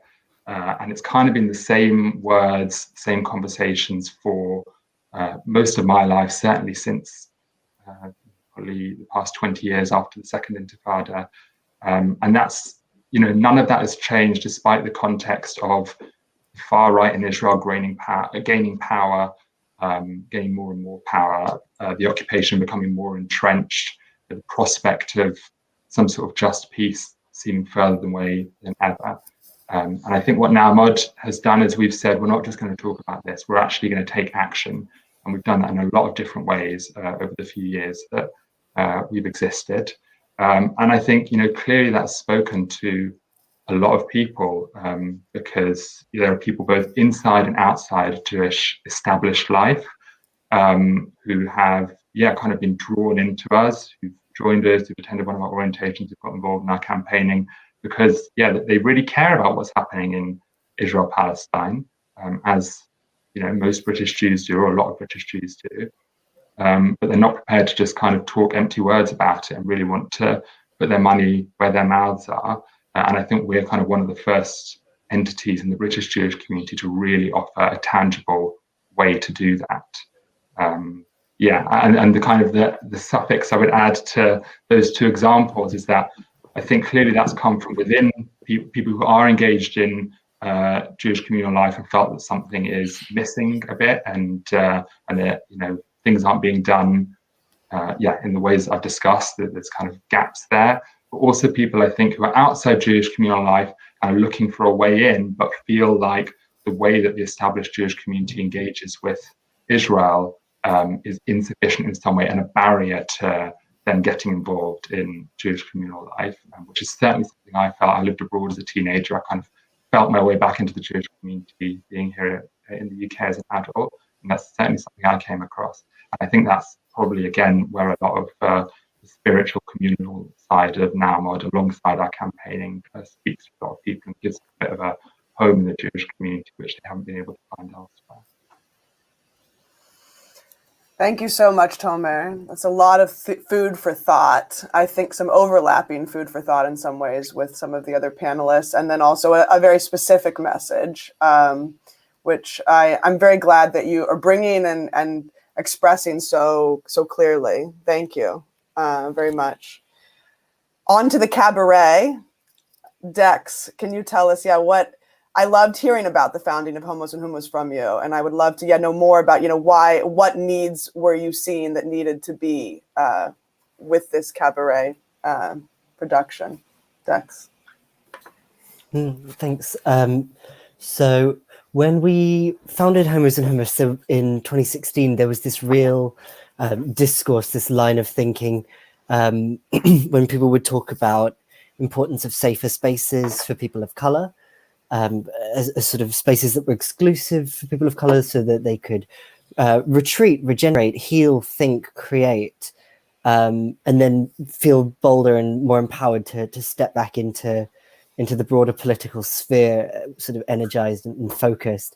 And a backlash to that was coming this kind of rhetorical question, which wasn't necessarily coming from a particularly empathetic or uplifting place, but people would say, well, what about spaces for Jews? What about spaces for Roma and traveler communities? What about spaces for Polish people? And this wasn't being used as a point of solidarity. It was being used as a point of kind of separating, dividing, and undermining these different communities, which, frequently overlap in these different intersections. And so at the time, Homos and Houmous felt really important as a space for Jews to ask questions around what is our own responsibility to offering diverse voices, to offering a platform to a real range of people, and a platform to focus on their art and their individual voices. And I think that the cabaret form lends itself really well to this kind of speaker's corner or bulletin board form, where we're not actually all offering one cohesive voice. I grew up Reform, and then I spent my adolescence in an Orthodox school. So I did kind of get that really interesting mix of perspectives, and as well as gorgeous performance art and we're also grounded in this kind of socialist and anarchist tradition of klezmer and Yiddishkeit. So we have a lot of klezmer music and a lot of Yiddish singing as part of our performances.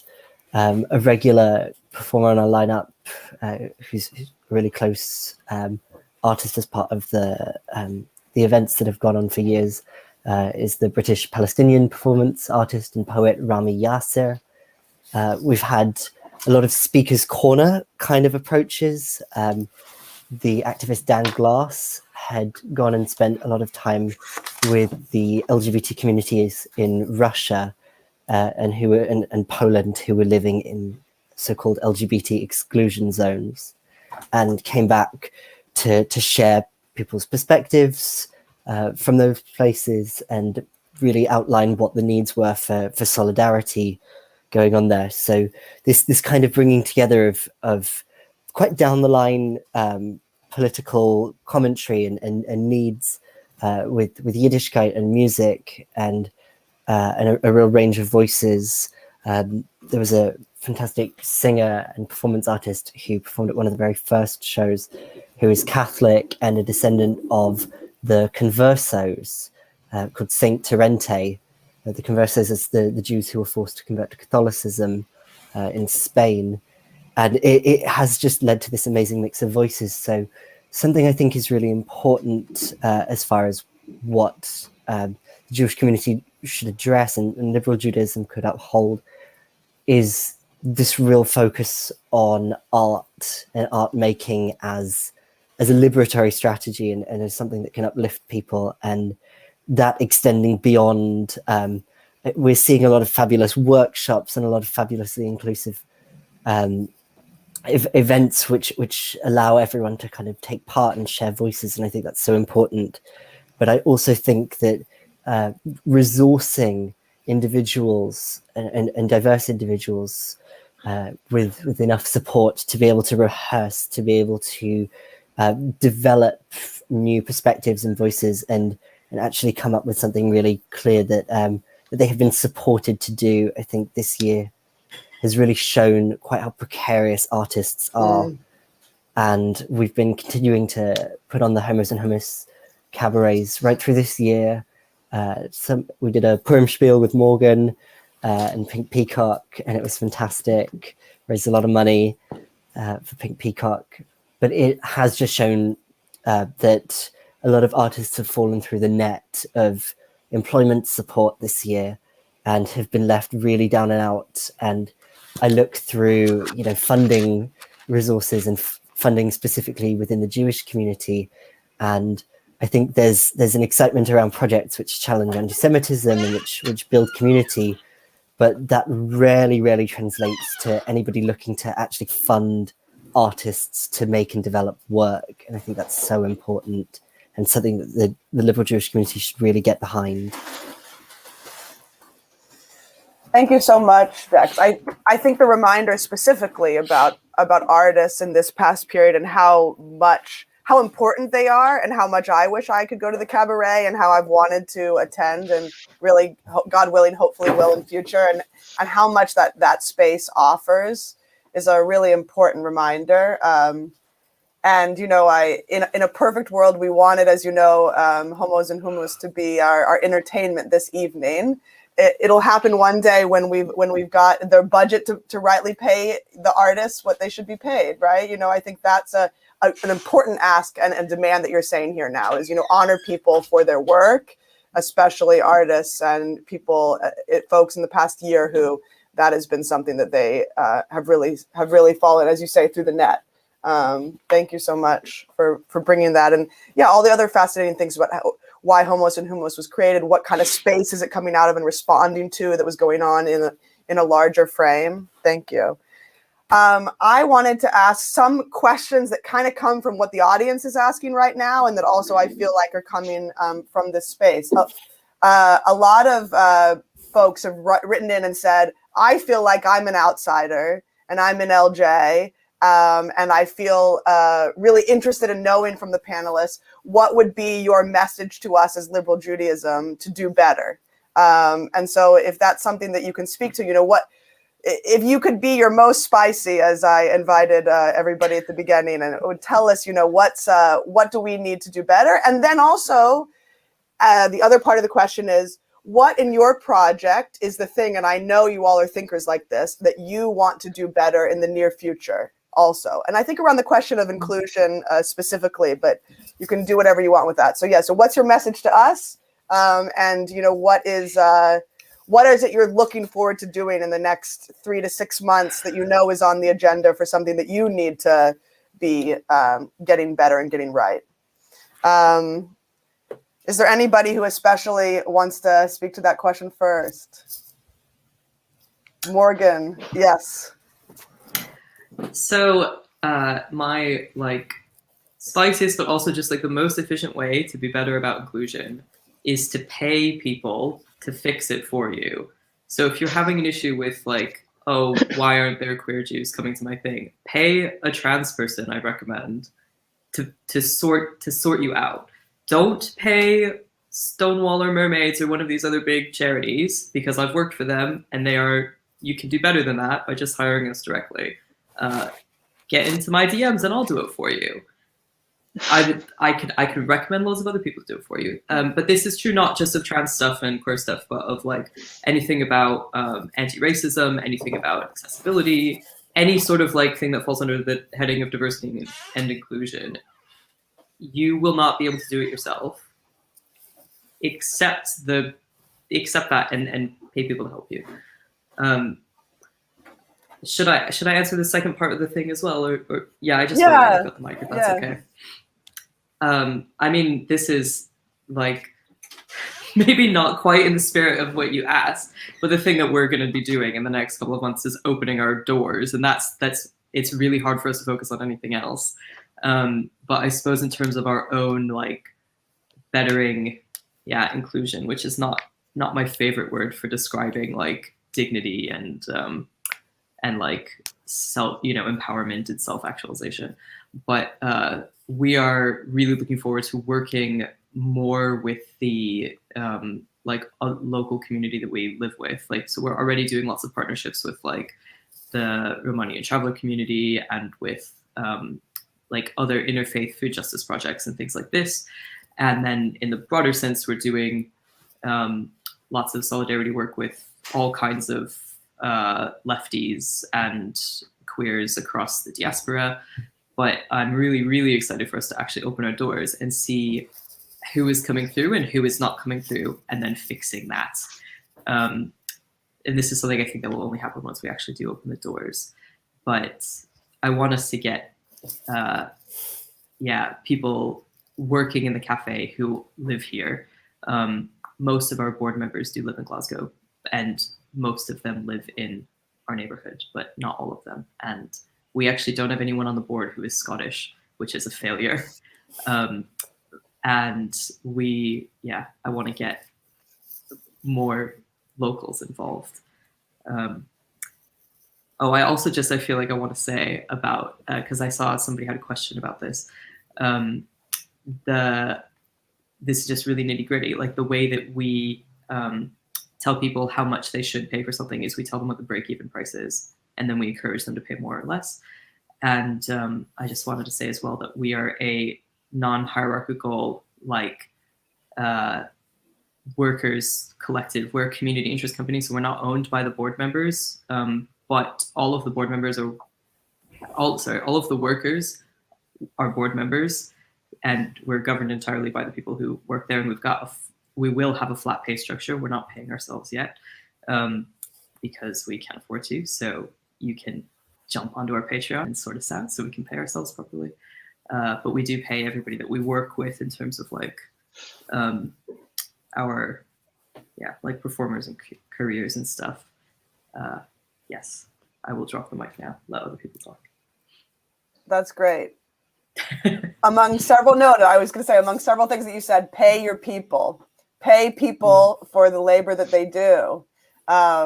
We don't want to be living in a capitalist system. I think most of us on this panel agree, but being that we do, pay your people for what they do. Yes, let's go to Tomer on the same question, please. Yes, I think the kind of short answer to the question, based on the things I was talking about before, is to make sure that liberal Judaism is kind of acknowledging and educating on and responding to the reality of the occupation and the broader reality in Israel-Palestine, and centering Palestinians in that work, and kind of really having the courage to as a movement which is a Zionist movement which is connected to Israel and really cares about what's happening there, to kind of have the courage to live up to those values. And I would say that to any communal institution across the UK which has a relationship with Israel. And I think clearly there are people, again, within every communal institution, and that includes liberal Judaism, who feel like that isn't happening enough at the moment. So make sure those people are being listened to and empowered to lead the change that needs to happen. And I would just kind of tie that into a reflection I've had listening to some of the other sessions throughout the biennial, which is that I think liberal Judaism rightly is very proud of kind of the strides forward it's taken throughout its history on inclusion, whether that was through welcoming in mixed faith families and patrilineal Jews many decades ago, through to being kind of pioneering inclusion of queer Jews, and many other examples as well. And I think it's like I said, liberal Judaism is right to be proud of that. It's one of the reasons why I'm proud to associate with liberal Judaism. But I think it's important when we talk about those developments, we always remember that they came too late, that there were people who, before those changes were made, people who were excluded from liberal Judaism and probably lost from Judaism altogether. And so we need to be really thinking now, like, what are the changes that we need to be making now that whenever we do make them are going to have come too late, and we're going to have lost people and not lived up to our liberal Jewish values in the interim period. And there's always resistance to making change. And the sooner that we embrace the change that needs to happen, the better it'll be for everyone.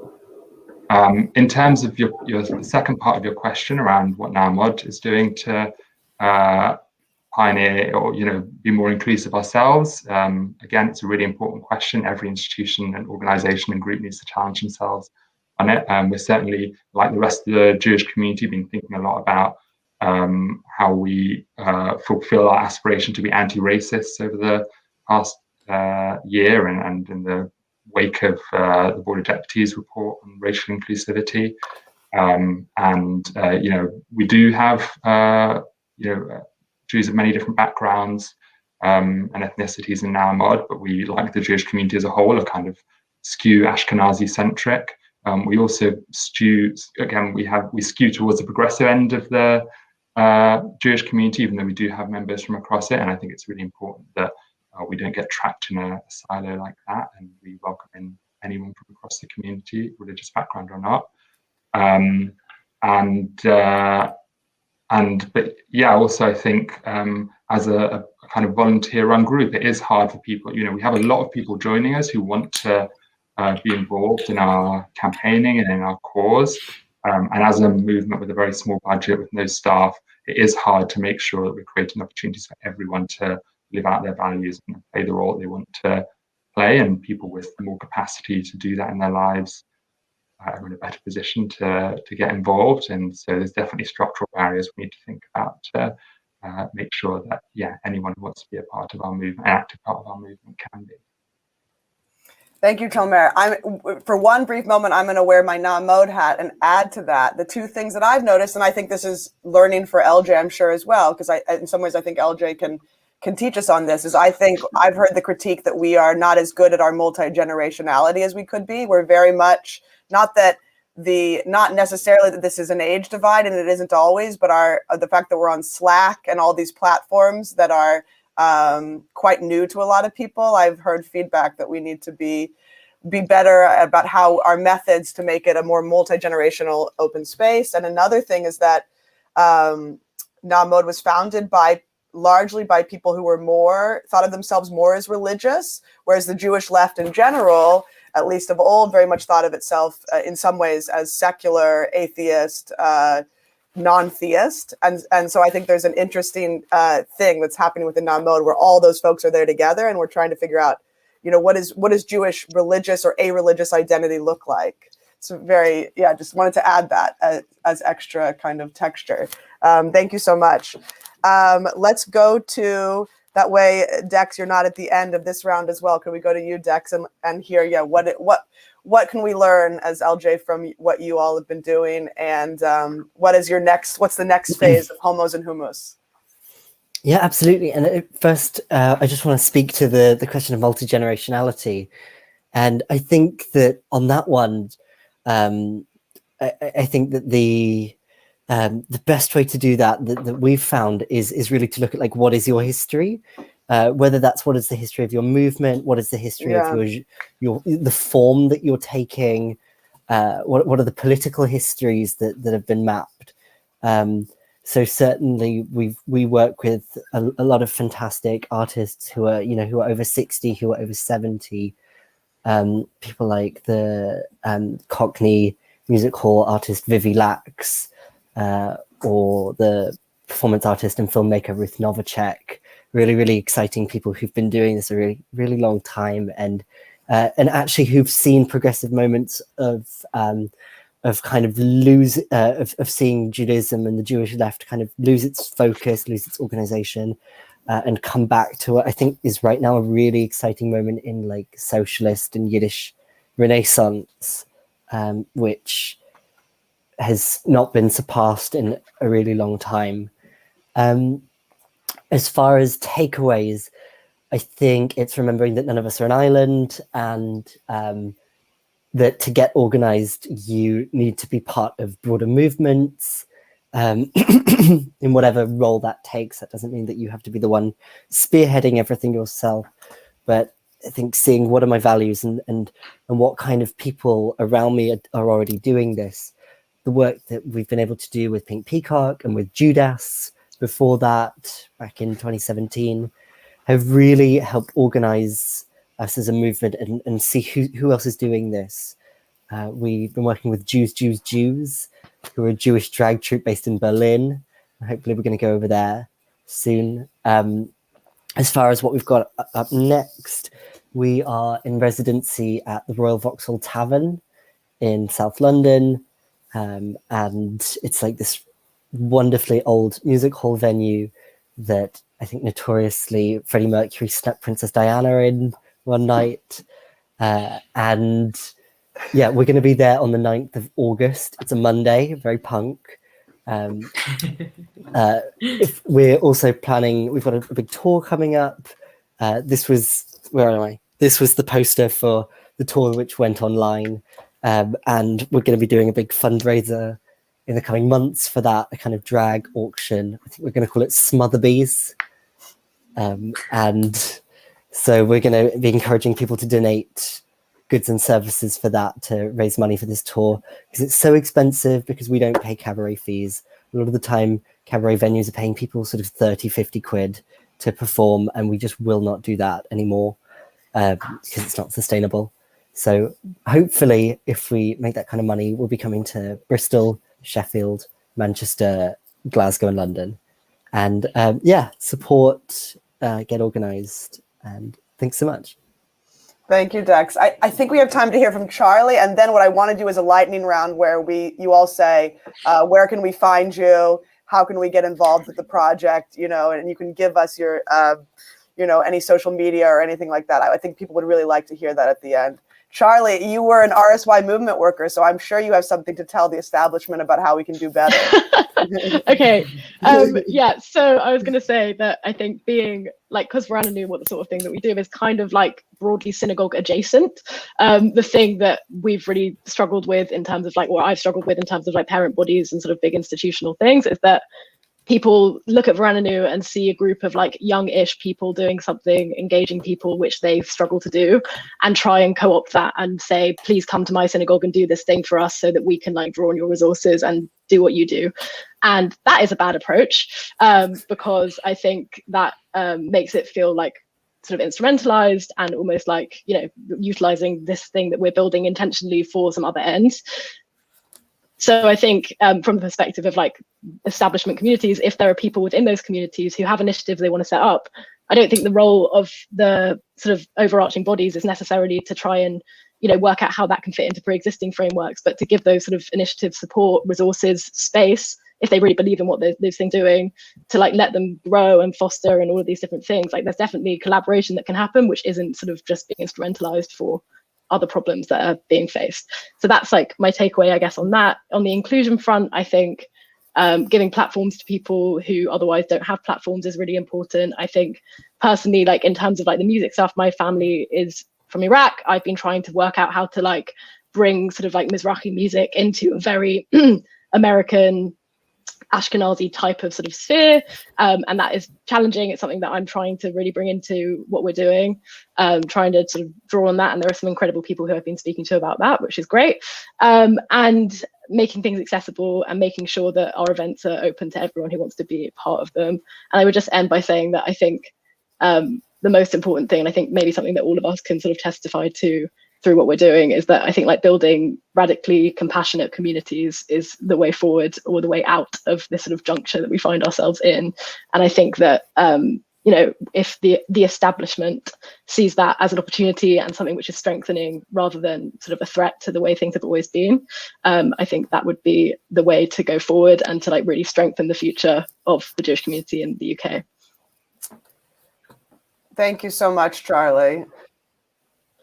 I hope everyone was listening to that, and to all of the four of you. I'm so glad we got to do this. We're going to do a last lightning round, 30 seconds max, everybody. How do folks get involved with your project or support it going forward in LJ, people from LJ? And where can we find you or your work that we need to know? So let's, Dex, please.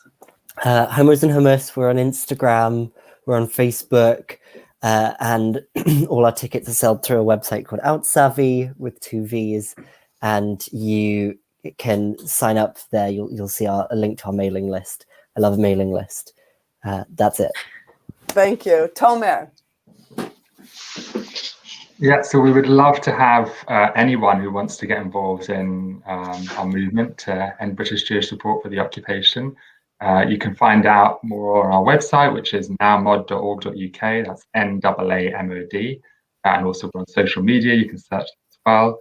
And if you're not able to join or don't want to, if you want to support us just by following us and sharing us up on social media or donating to help us build our movement, that'd be really appreciated as well. Thank you, Tomer. Charley. We've been in a bit of a hiatus, but we'll be back hopefully in the coming months. So to keep up to date, there's a Facebook page, which is Veranenu, Veranenu. There's also a Facebook group if you want to sort of get involved in the sort of more community stuff. And yeah, I think that's the best place to find information. I don't have a concrete launch date yet, but it will be happening and it will be huge. Thank you. And Morgan, to end us. Our website is pinkpeacock.gay, that's G-A-Y. You can find us on social media at Die Grozeve Pava, that's transliterated as it's DIROZEVEPAVE. But if you just search Pink Peacock on Instagram and Twitter, you'll find us there. You can support us by sending us money. On PayPal, that you'll find the button on our website, or on Patreon. We are patreon.com/Pink Peacock.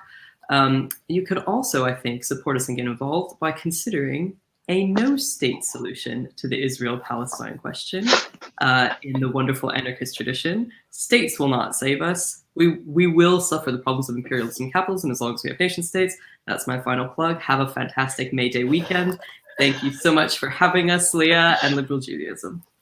Thank you all so much. This was the panel I was most looking forward to hearing from, and I'm just so glad that you all gave your time. All the other panels are wonderful too, but I just, I feel very honored that I've got to have this conversation with you all, and thank you for giving us your time to do it. I'm really hopeful that I'm gonna see you all in overlapping spaces through the projects that you're doing, and that many of us will at Liberal Judaism. Thank you so much. Enjoy your day. Thanks.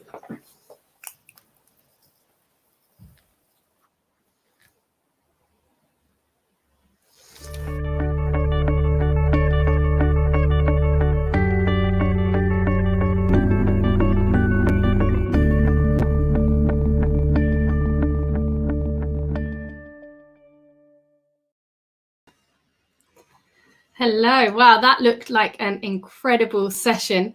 So many things to think about. Amazing. Now coming up, we have lessons from our youth and young adult communities who I believe are experts in creating inclusive space. I'm excited to welcome our fabulous panel. We have Joe Hyman, we have Josh Powell, and we have Lauren Kalis, who will be joining us in just a moment. Here they are. Look at the magic. Thank you, magical tech team.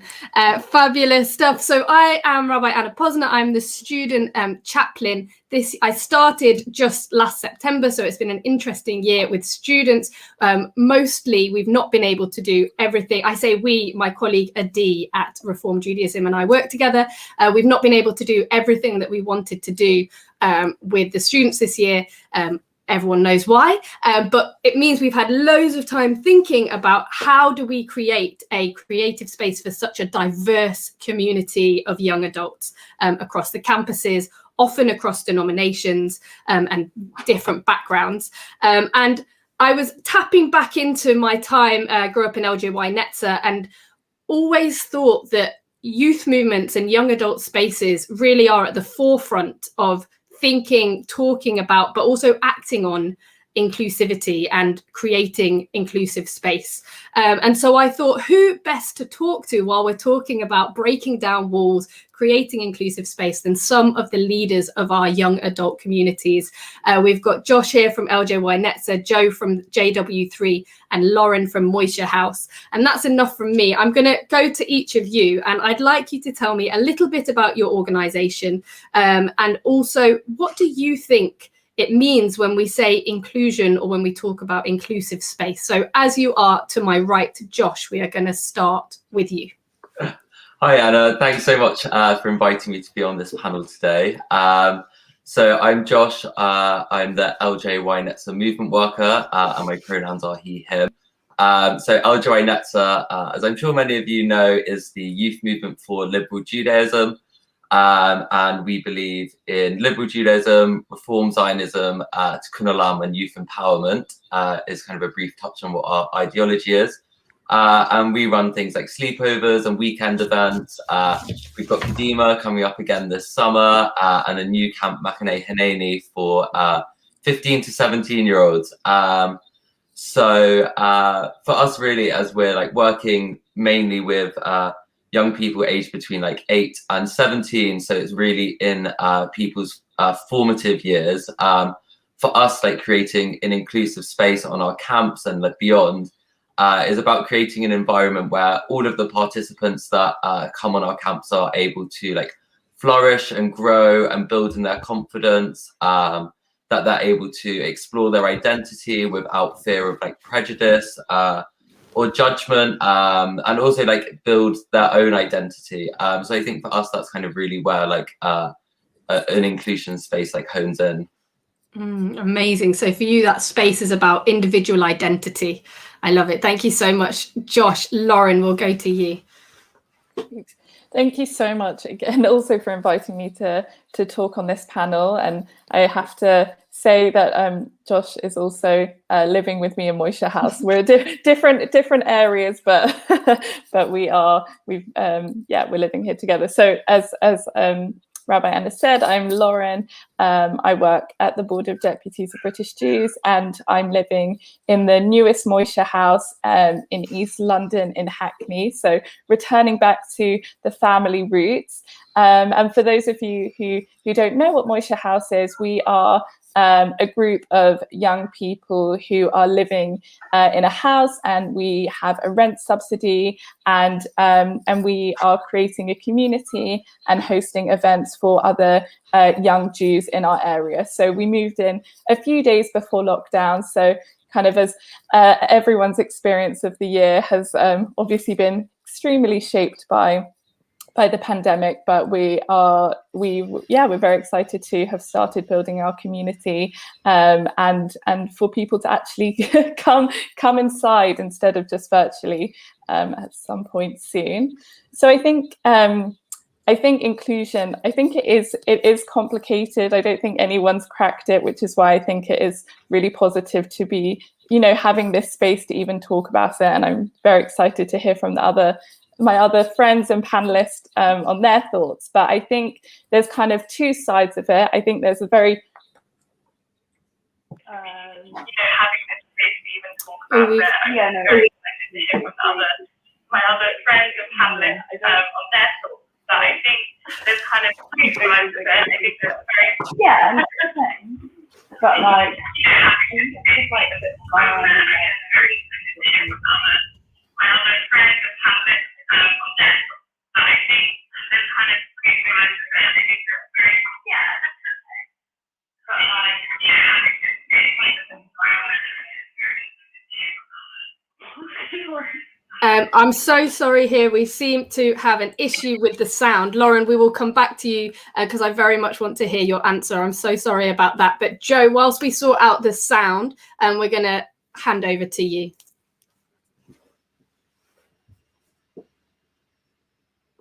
Thanks, Anna. So I'm Joe Hyman. I work at JW3. I manage our Young JW3 program and some other programs as well. And if you don't know what JW3 is, our vision is a vibrant, diverse, unified British Jewish community inspired and engaged with Jewish arts, culture, learning, and life. So it's exciting working there, kind of having that challenge of united, vibrant, diverse. But for inclusivity, I think I've been thinking a lot about this through the kind of year and a half I've been working at JW3, and how to create an inclusive space specifically for young people. And for me, it's a mixture between a kind of practice and a policy. of providing equal opportunities to people who kind of were otherwise excluded or marginalized. That's a definition that I've kind of found and kind of connected with. And the reason is because it's a practice in the sense that it's constant, it's never really ending, and people make mistakes. So I think it's something that you learn consistently. The more you include, the more voices you hear, and the more work you have to do. But we're working at an organization like JW3, where there's a big constellation of teams and different things going on. It also needs to be a policy, something that you can kind of hold accountable. And we need to be held accountable when it comes to that. So that's the kind of balance for me. At its core, it's about listening to people that may not be heard in the community that we live in. Well, okay, so we have there, it's about listening to people. It's about giving space to those who might otherwise feel excluded. And I really like what you added in there, that bit about policy. It's all well and good talking about it and even doing it now and again, but to have something that holds us accountable is also key and part of it. We've lost Lauren just temporarily. I'm assured she will be back.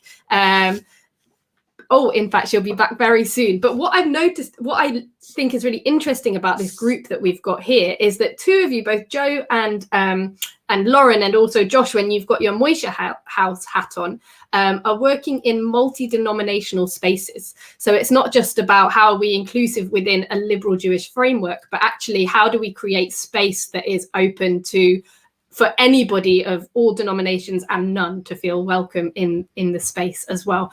Lauren, I'm so glad to have you back. We're going to hand back over to you for you to tell us what you think inclusivity means. Thanks, everyone. Sorry about the sound issue. Hopefully it won't happen again. But I think what I was saying, I'm not sure quite when the sound cut out, but I think it is very complicated, and I think that's why it's really positive for us to be talking about it today, and also for us as young community builders to be working with each other and sharing best practices. But I think it's about, there's kind of one side about providing an equal access to opportunities that we're, facilitating in our community. And then I also think it's about having a very proactive mindset.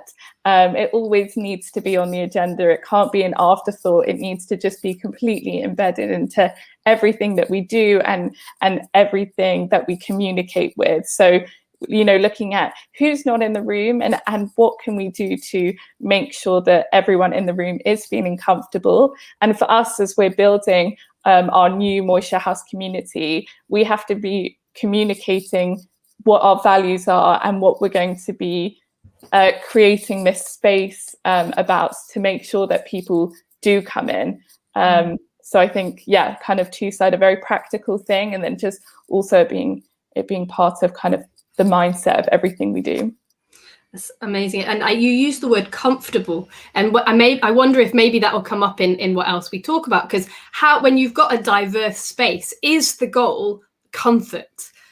Or is there something else going on there? I often think that maybe everyone needs to be a little bit more uncomfortable so that more people can feel comfortable. But I don't know, we can leave that for discussion. And I love what you say as well, Lauren, that it's an ever-changing conversation. What was happening in LJY 10 years ago when I was movement worker is very different from what's going on in LJY now, and in all the other spaces as well, because the conversations have changed and moved on as we come to understand more and more. I think it's probably safe to say what was happening in all our spaces last year, 2 years ago, is very different from what's going on now as well. Amazing. Thank you so much. We're going to start, Lauren, we're going to go back to you this time, backwards before going forwards again. What do you find as challenges to creating inclusive space? Thank you. I think I was thinking about this, and I think because we are in the process of building it, I think we've tried to look ahead at our challenges, but haven't experienced too much with it being in a virtual space, and also because we're at early stages. But I think the challenge goes down to, I think, how I see my role in Moishe House, and I see it, we're called community builders, but I kind of see it more as a facilitating role. So I think the kind of challenge is that it's not up to just us as the residents in the house to create an inclusive space, and actually everyone that we welcome has a role to contribute and help build this space, which I think is of great benefit, and also sometimes challenges when you're meeting new people and bringing new people together to create a space where everyone's kind of coming together with the same goal. And then I think the biggest challenge is about including people that limit the inclusion of others, which I think is a really big challenge, and something that I think with a lot of these conversations, it is very hard about where to draw the lines of the tense. But I think that is the main thing. If everyone that comes into our house are opening the doors for other people to come and meaningfully engage, I think we will be a positive community where people feel comfortable and challenged. But if people are coming in and are closing the doors for other people, then I think that's the main problem. And then I think, there are practical challenges in the fact that we are a house predominantly made up of liberal Jews, and kind of the, in some ways, I think, having grown up in LJY Netzer, it's very much a core to kind of how we prioritize things. But I also think that there is a certain way that all of us in the house kind of connect to our Judaism and enjoy our Judaism. And the truth is, we're going to be welcoming people that have different ways of expressing and connecting with community in Judaism. And I think that will be also a challenge for us to make sure that we're learning and opening the door. Yeah, and keeping that door open. It's a lovely analogy. Joe, what are your challenges at JW3? Well, we're an organization that attempts, I guess, the broadest kind of, part of the Jewish community as much as possible. Kind of, the idea is to get as many different types of Jews into JW3, interacting with each other as possible. And I guess balancing those different groups' desire for inclusivity in different ways, and their kind of intersectional identities, because they'll come in with lots of different kind of backgrounds and opinions. And I think balancing that can be really difficult. And often things happen, and some people have a sense of discomfort. They've walked into a space that isn't necessarily, what they're used to. Or they've met someone that shares an opinion that they're not comfortable with. But I think part of our mission is an assumption of there's a sense of discomfort in most of what we do. There won't be discomfort in a Krav Maga class, but you might meet someone in a Krav Maga class that's completely different to you, and their opinion might be challenging. So I think there's an assumption in what we do there'll be some discomfort. But I think one challenge is that inclusive space needs to be collaborative. And often, in my experience in the Jewish community, I've seen inclusivity kind of as a top-down effort. That's just my experience, and I think the whole project needs to be a collaboration with other people, because I think without that, you don't actually get anything fully changed. I think it's difficult. I think it's difficult when our world is so quick and requires quick responses. And really, inclusivity is about building relationships with people that haven't necessarily been heard. So I think that's kind of a main challenge for me. I think the way we approach it and kind of address that challenge to some extent is addressing our blind spots. So, for example, with my program, I was brought in and had to build an advisory group made up of a diverse set of Jews. And it's been my challenge over the past year to kind of listen to those people and let it inform our program, and not just be like, Joe's got a nice idea for a program, let's just do it. Actually listen to those people, and it comes across through other parts of our program as well, but it's a challenge.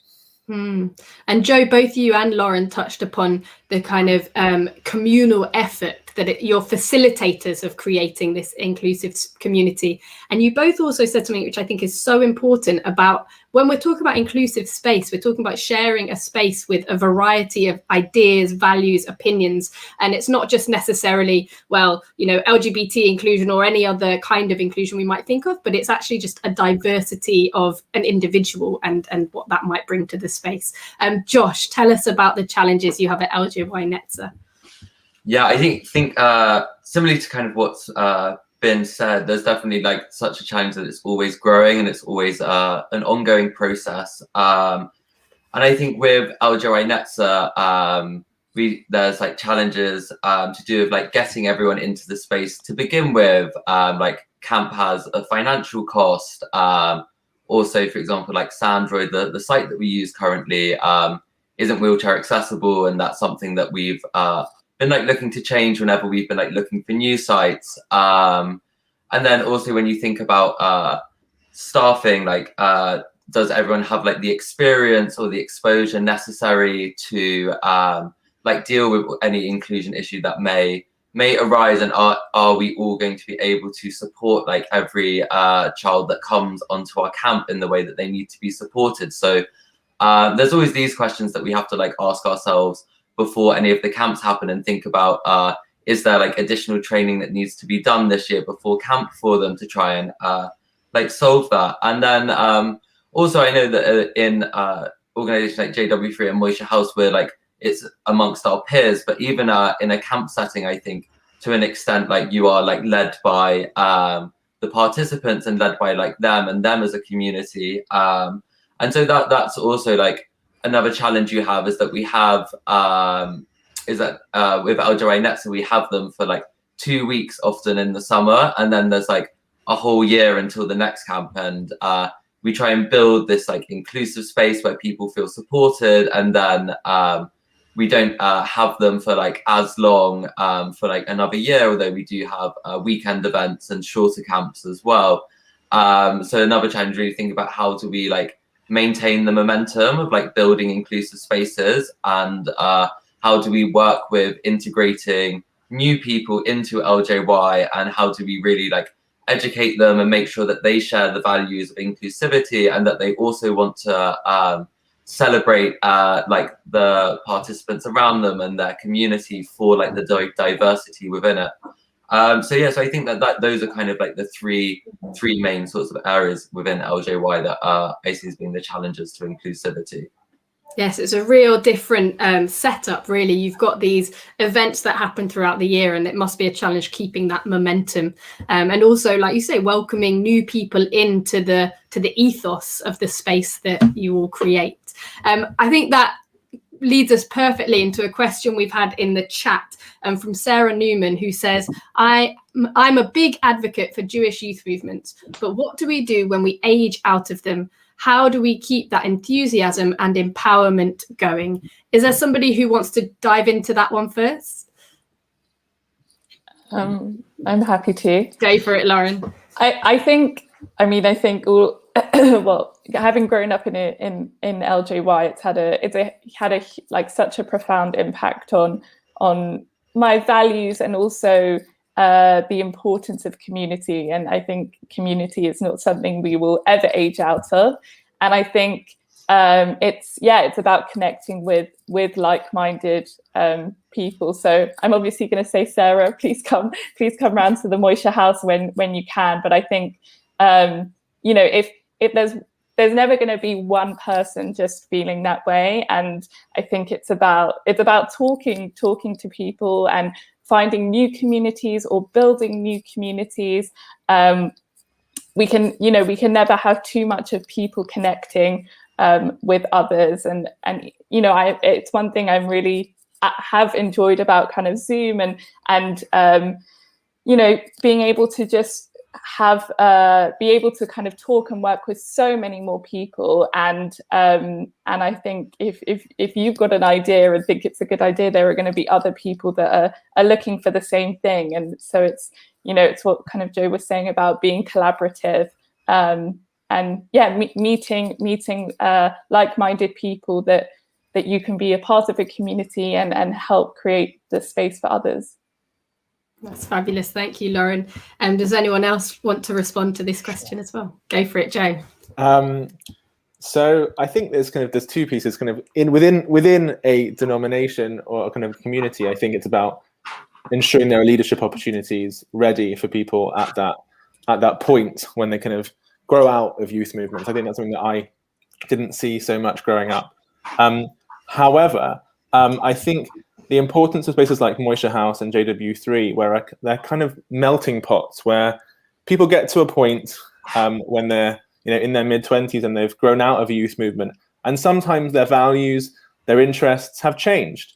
And I think it's important to have spaces like JW3 and Moishe House where they can come, meet other people, explore what Judaism means to them on their own terms, not necessarily in their family's terms or in their grandparents' terms, but on their own terms, and then find where they fit. They may fit in a more cultural setting. They may fit in a different denomination setting. They may come back to their original one. But I think that space and making sure that there are spaces where people can explore that is vital in allowing people to kind of grow into who they are and not necessarily who particular community desires them to be, I guess. Thank you. Exploring your own space in your own Judaism. That's fabulous. Josh, did you want to add? I mean, obviously, Lauren can kind of speak very much similarly to me in that we've both kind of taken the same approach to how to kind of keep that enthusiasm and empowerment going. So really kind of, what I could say is like to reiterate what other people have said, and always like kind of wherever I've gone, I've always like taken what I've learned from LJY and tried to like implement it. Like whilst I was at Edinburgh University, we kind of formed an alternative to the Edinburgh JSOC because we wanted to create a space that felt more like inclusive of who we were. And so we would do like Friday night dinners and things like that together, and like come together on like Hanukkah or like film festivals. And then like when I graduated from uni, it was like, oh, how do we like keep going? And that was when me and Lauren obviously decided that we would start like Moishe House Hackney. So I think definitely it's worth just researching like what's out there, because I think sometimes it can feel like there aren't things out there other than like your youth movement. But there actually are, and just like a few Googles and looking around, you'll find there are like a few Moishe houses like dotted around London. There's JW3, there's like other initiatives as well. And then also just like talk to your friends and like maybe they'll be up for like starting something with you as well. So I think that's kind of what I would say. That's fabulous. Thank you so much. And I think Sarah made a very good point as well, that all of us are based in London, and there is Jews spread far and wide, and Jews from all over the place on this conference as well. And I will say, with my rabbi hat on as well, don't forget that there are vast numbers of LJ communities everywhere who would love to have more young people there, and also already have things going on for young adults and young people. So don't be afraid of checking out what your local synagogue is up to. And there you might find kindred spirits as well. Thank you so much for that question. If anyone else has other questions, please do add them to the chat, and we'll hope to get to them. My next question is, what do you think that your organization does uniquely or uniquely well when thinking about implementing inclusive space? So we will go back to Joe.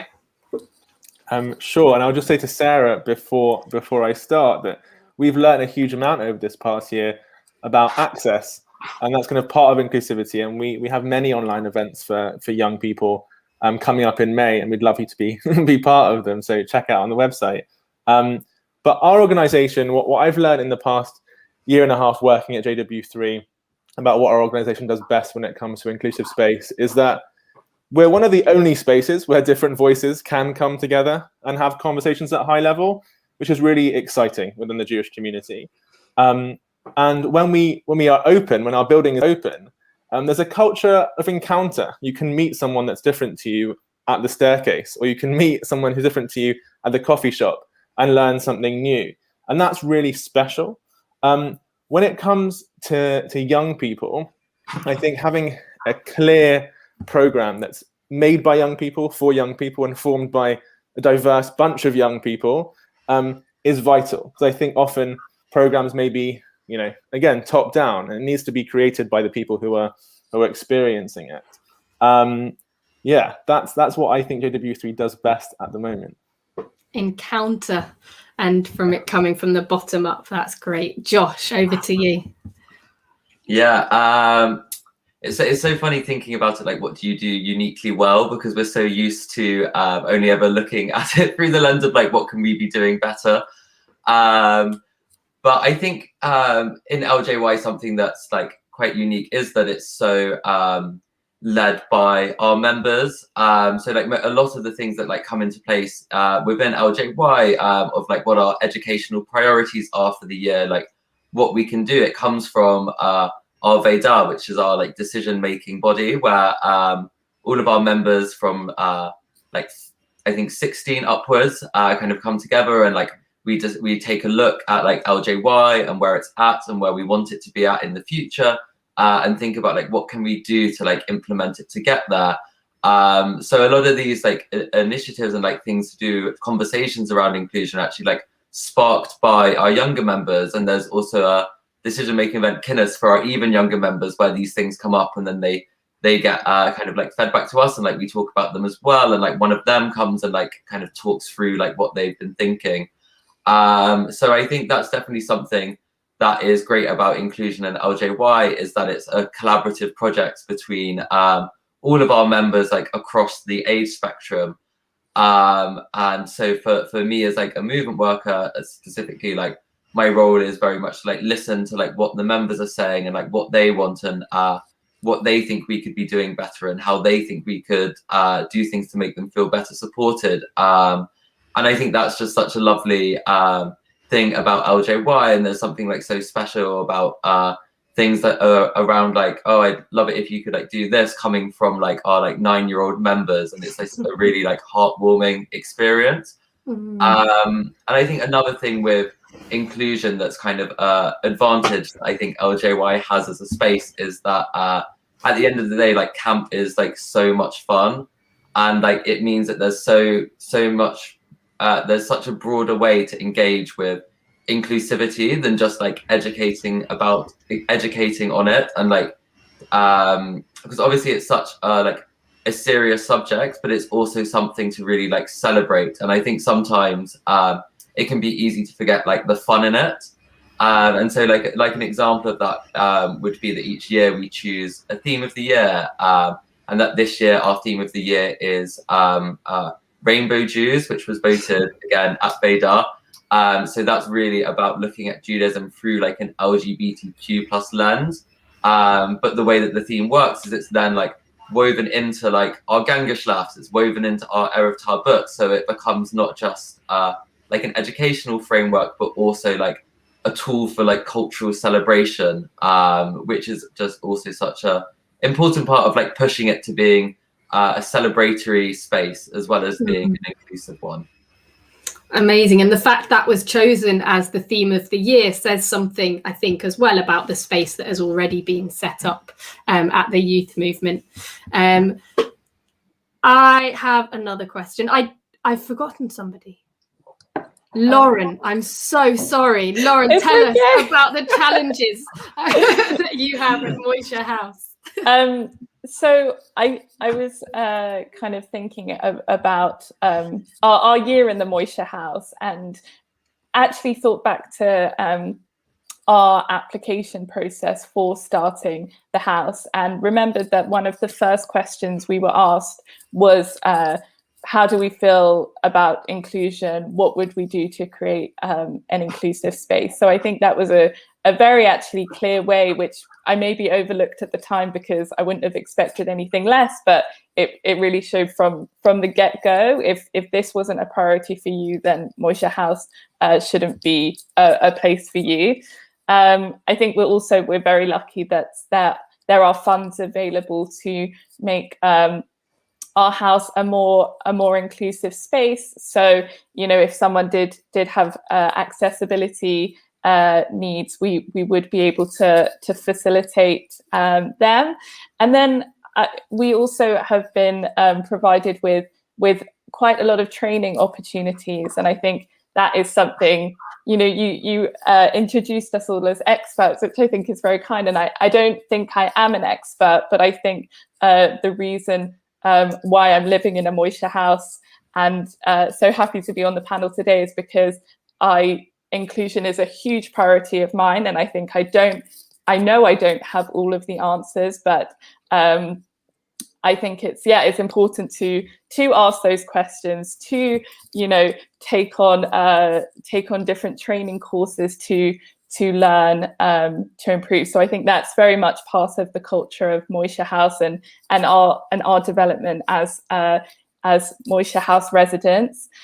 And then I think also we're big fans of getting feedback, and I think that's something that's really important. And we are going into this obviously with the best intentions, but we might mess up, and we might not know the kind of needs of our members as they come, and I think that we really want to make it very clear that we are open to criticism and feedback, because we constantly want to improve the work that we're doing, and know that our community will all play a role in help making that happen. And kind of lastly, I was thinking about it that to be an inclusive space, we also have to be an attractive space. And I think a lot about why we wanted to set up the Moishe House and what's shaping a lot of our programming is thinking, what are young Jews missing from other spaces that we can provide? So it's really great that Moishe House allows us to be very creative with the programming that we do, and yeah, we hope that people aren't going to want to come to our Moishe House if they can be doing the same thing somewhere else. So we want to provide kind of a new and attractive and exciting place. So I think that's some of the things that Moishe House is good at. And I think in saying that you're not an expert and why you're not an expert is actually why I think you're all experts. It's this ongoing process. We're never going to get it perfect. Well, maybe we're never going to get it perfect. I'm open to that, for that to be a conversation as well. But it's ongoing learning and training and I suppose tooling up on how to make these spaces as inclusive as possible. I think a really interesting point that someone's just popped in as a question in terms of challenges is, as we know in liberal Judaism, we're a diverse range of communities, sometimes in very small and remote places, maybe not remote places, but still small communities. And so Gillian Dawson says that her community has no opportunities for children. It's geographically split. It's a geographically split community in the south of England, and none of her children are in the room, as Lauren so eloquently put it. Not Cheder, not LJ activities. How do they include them? I don't know if anyone wants to jump in and add thoughts to this question. Yeah, I feel like it should. I should take it away on this one. No, definitely there is a challenge with the LJ communities. So many of them are like dotted around in like more remote areas, and we don't have such a concentrated hub as like other streams of Judaism.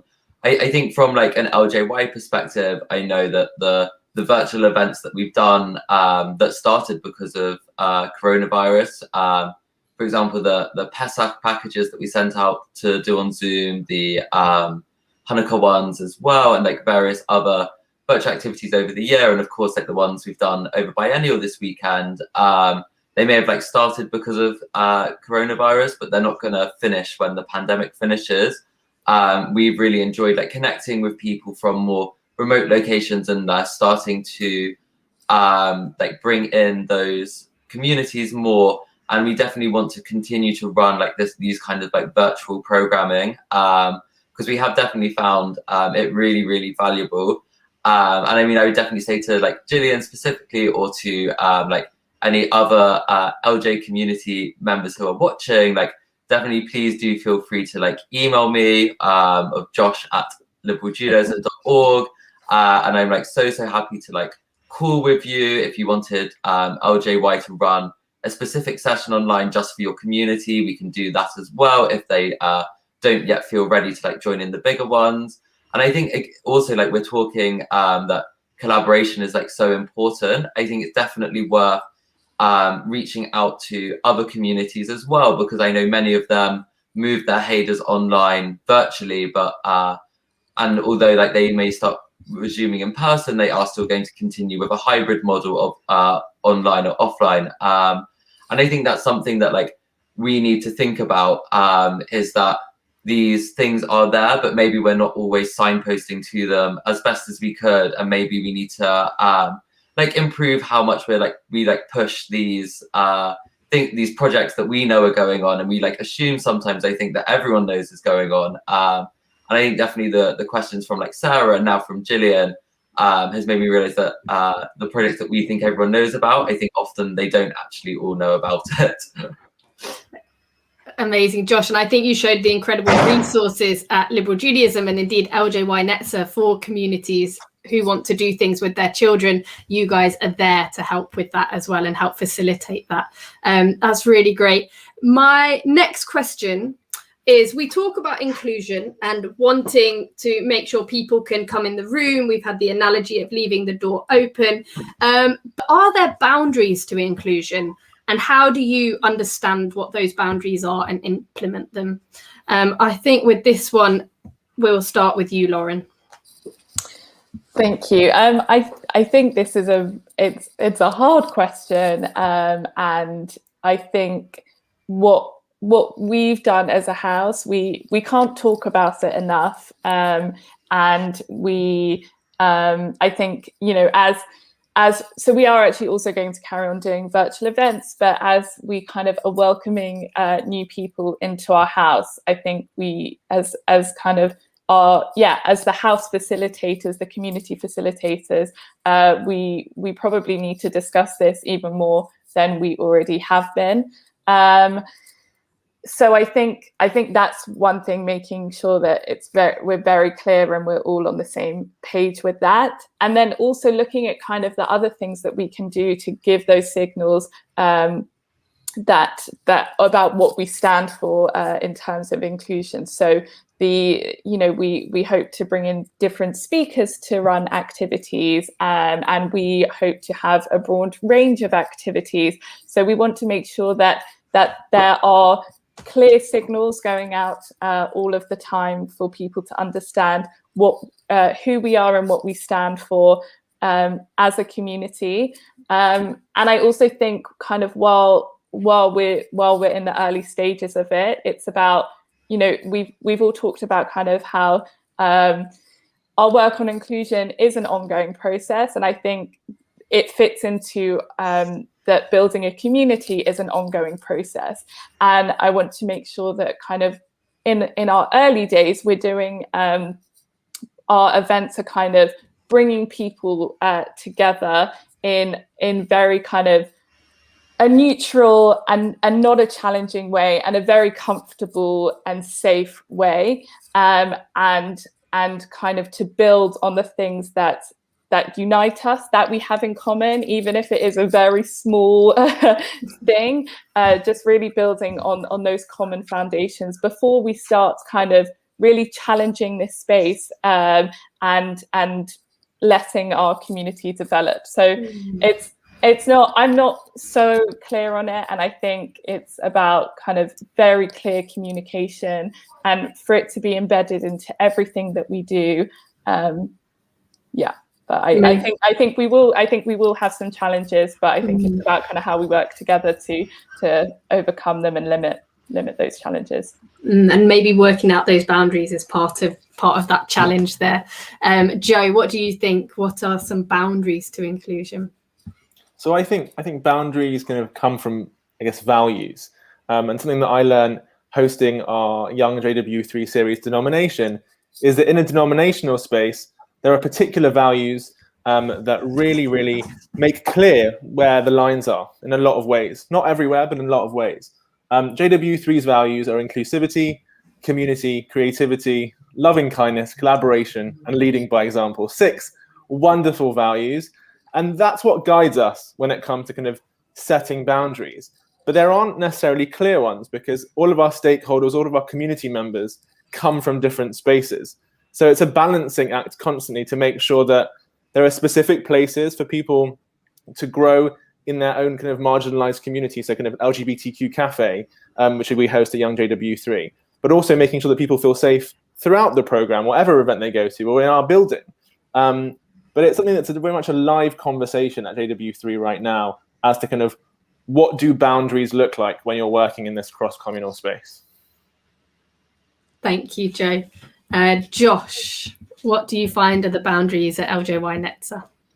No, definitely. It is a really interesting question and a really hard one to delineate. And I think, you know, for LJY Netzer, I think as in comparison to like JW3 and Moishe House, like LJY Netzer on paper should have like really like clear boundaries, right? Like it's the youth movement for liberal Judaism. So that's like one clear like boundary first there is that LJY Netzer is a space for like liberal Jews. Therefore, the boundaries are going to be grounded in like not just like liberal Judaism as a practice, but liberal Jewish values as well. So, for example, though like LJY is inclusive, we wouldn't run a prayer service where men and women sat separately, not just because that's not the religion we do, but also because we don't believe in the gender binary or doing anything to try and enforce it or impose it on people. And so like that's kind of an example of where like liberal Jewish as a religion and as a belief system kind of like comes together, and that's where like some of the boundaries get drawn for LJY. And then we also have other things that we've specifically voted on as a movement, such as like aligning with the feminist movement, taking an anti-occupation stance. So those again are lines that kind of like LJY Netzer participants have like drawn for ourselves, of that we aren't going to be welcoming to people who deny who aren't aligned with the feminist movement, for example. But then like it gets kind of, I think, and you know, we enforce it with things like we have a code of conduct that goes out, we have a joining pack that goes out to anyone that signs up to LJY Netzer for the first time, so that they're aware of what sort of space they're going into, and they can decide for themselves whether or not it's one that is going to like work for them. But then I think it becomes trickier when I think it's important to go loop back to like what you were saying earlier about it's important to be a bit uncomfortable. And therefore with LJY Netzer, I think whilst we're like drawing all of these boundaries, it's like, but how do we still challenge? How do we still engage? How do we like avoid ourselves becoming an echo chamber? And also how do we, so if we wanted to like engage with someone to challenge us, like how do we engage with that without platforming them? And it becomes like a much more challenging issue, and one that I think is like ever developing and like ever being like engaged with. And it's interesting because you've got a different take in some ways because of the boundaries of liberal Judaism, or the, I don't know if boundaries is the right word, but the framework of liberal Judaism being part, and also the members creating those boundaries together. Whereas Lauren and Joe, you're both in these multi-denominational spaces, and finding those boundaries may be more tricky. But Josh, is, as you so eloquently put as well, it's about not making ourselves too comfortable by becoming these echo chambers and just sticking with what we know. We've had two really poignant questions, I think, from Rabbi Leah Jordan. One is, what are the founding elements from which you grow, and what is the Jewish that you're growing? It's a tough question. Does anyone want to jump in with it first? Did anyone get a gut feeling?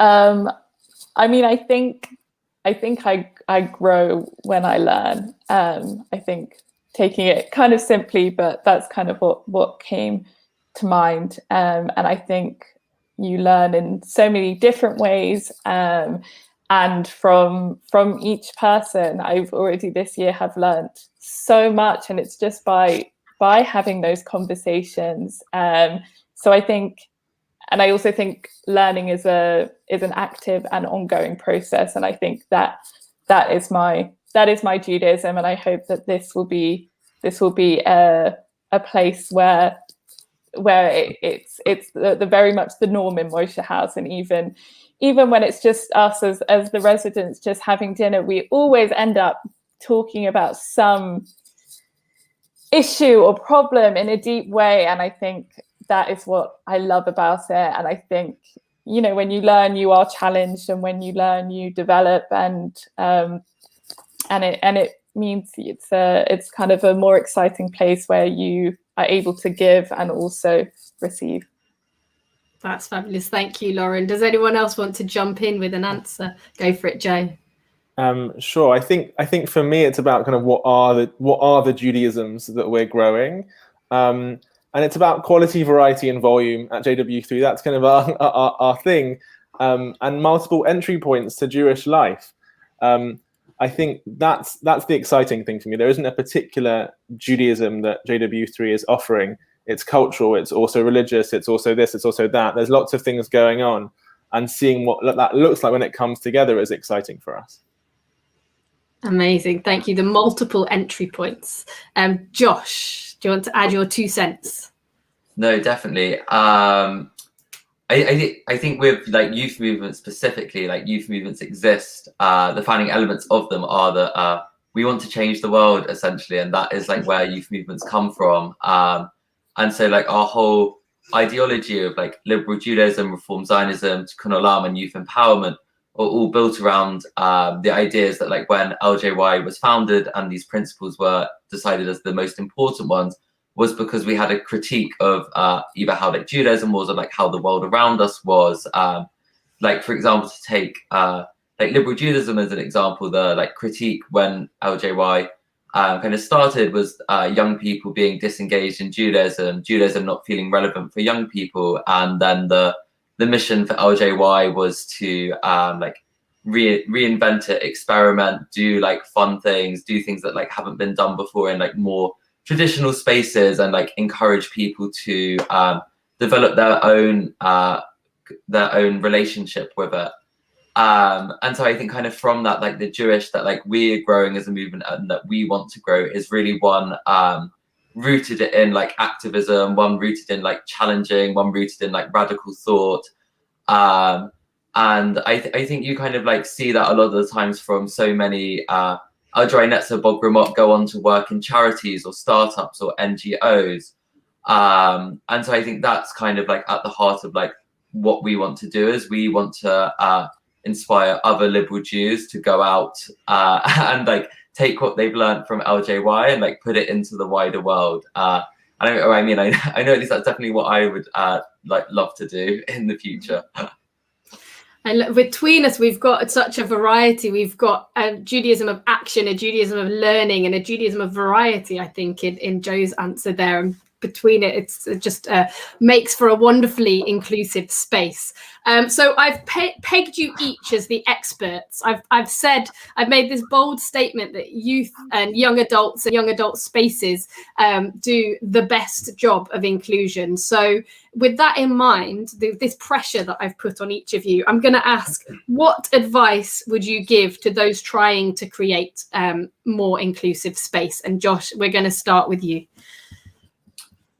I think really what I would say is kind of it's very much like looping back to like what Lauren said earlier, is that obviously it was very generous of you to call us experts, and it's not necessarily how we like describe ourselves, and that no one has all of the answers. But that's why these kind of panels and discussions I think are so valuable, because no one has all the answers, but everyone has like a little bit of an answer.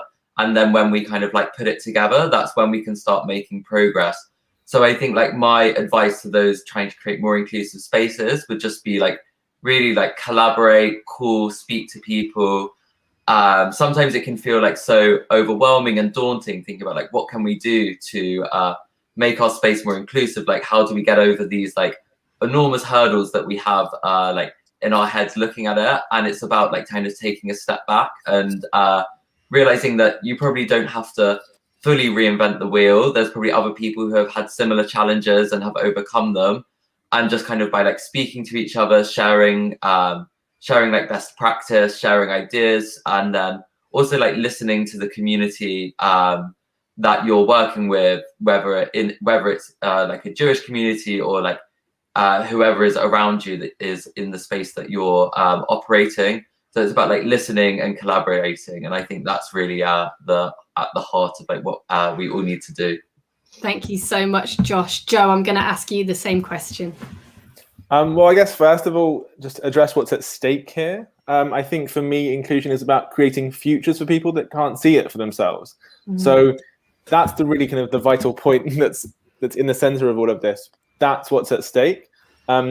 But the advice, and at risk of sounding like I'm going to list a couple of things that I've learned, kind of, that sound a bit like Instagram quotes, but being aware that this isn't a tick box exercise and it's never going to be over.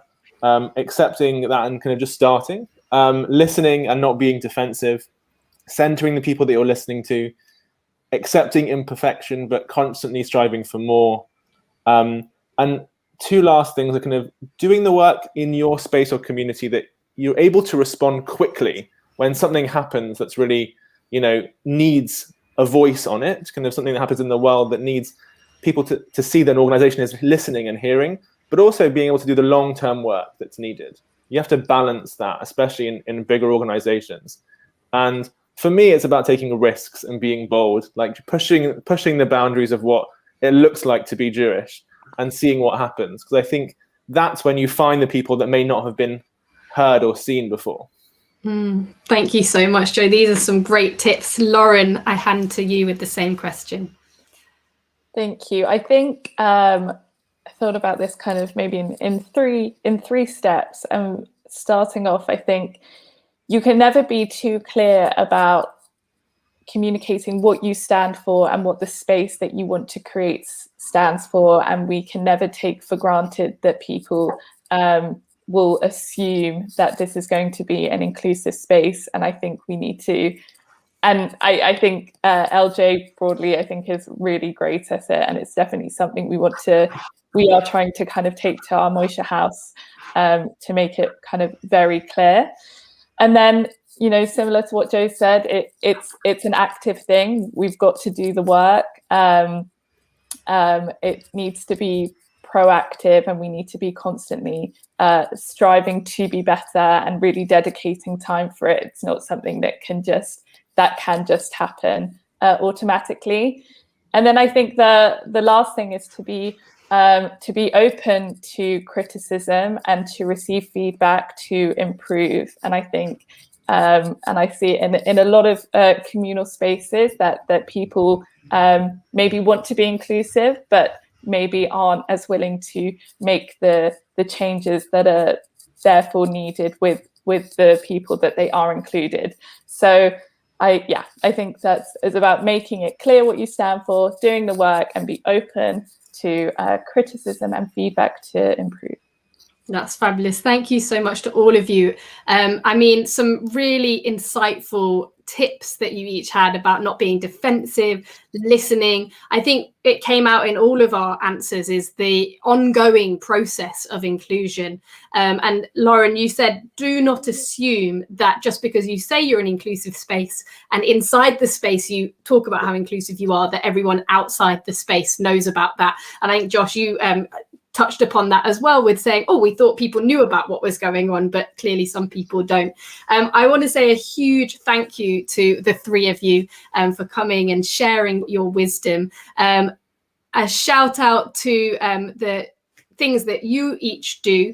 People should check out LJY Netzer, what's going on at JW3 and what's happening at Moishe House, because whilst we can't be together in person, there's loads going on online. And of course, student chaplaincy, if you know of young people going to university or thinking about university, then they are welcome to be in touch with me. And as we all try together to create these inclusive spaces. So thank you so much to all of you. And I look forward to continuing this journey with you. Thank you. Thank you.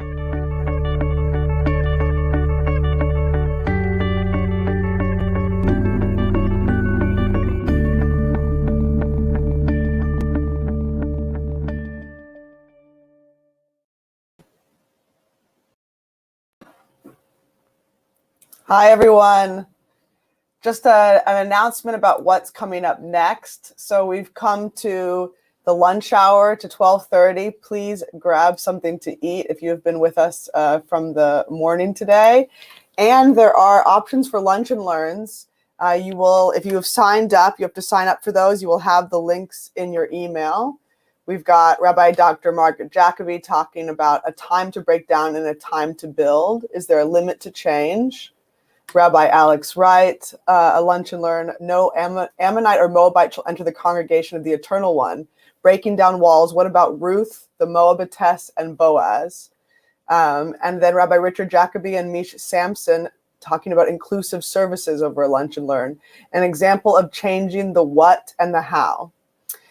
And then after those, you've had time to have lunch, we will meet back here in all the various ways that you've been watching at Biennial for a 2 p.m. session, a liberal Jewish liturgy with Professor Dalia Marks, Rabbi Leah Molstein, Rabbi Mark Solomon, and Rabbi Eli Tikvasera talking about the Liberal Judaism prayer book and the co-editing of that by both Rabbis Leah and Eli, and Mark Solomon as a team member, Rabbi Mark Solomon talking about our prayer language, and them all asking the questions, how can we create liturgy that is involved in justice work?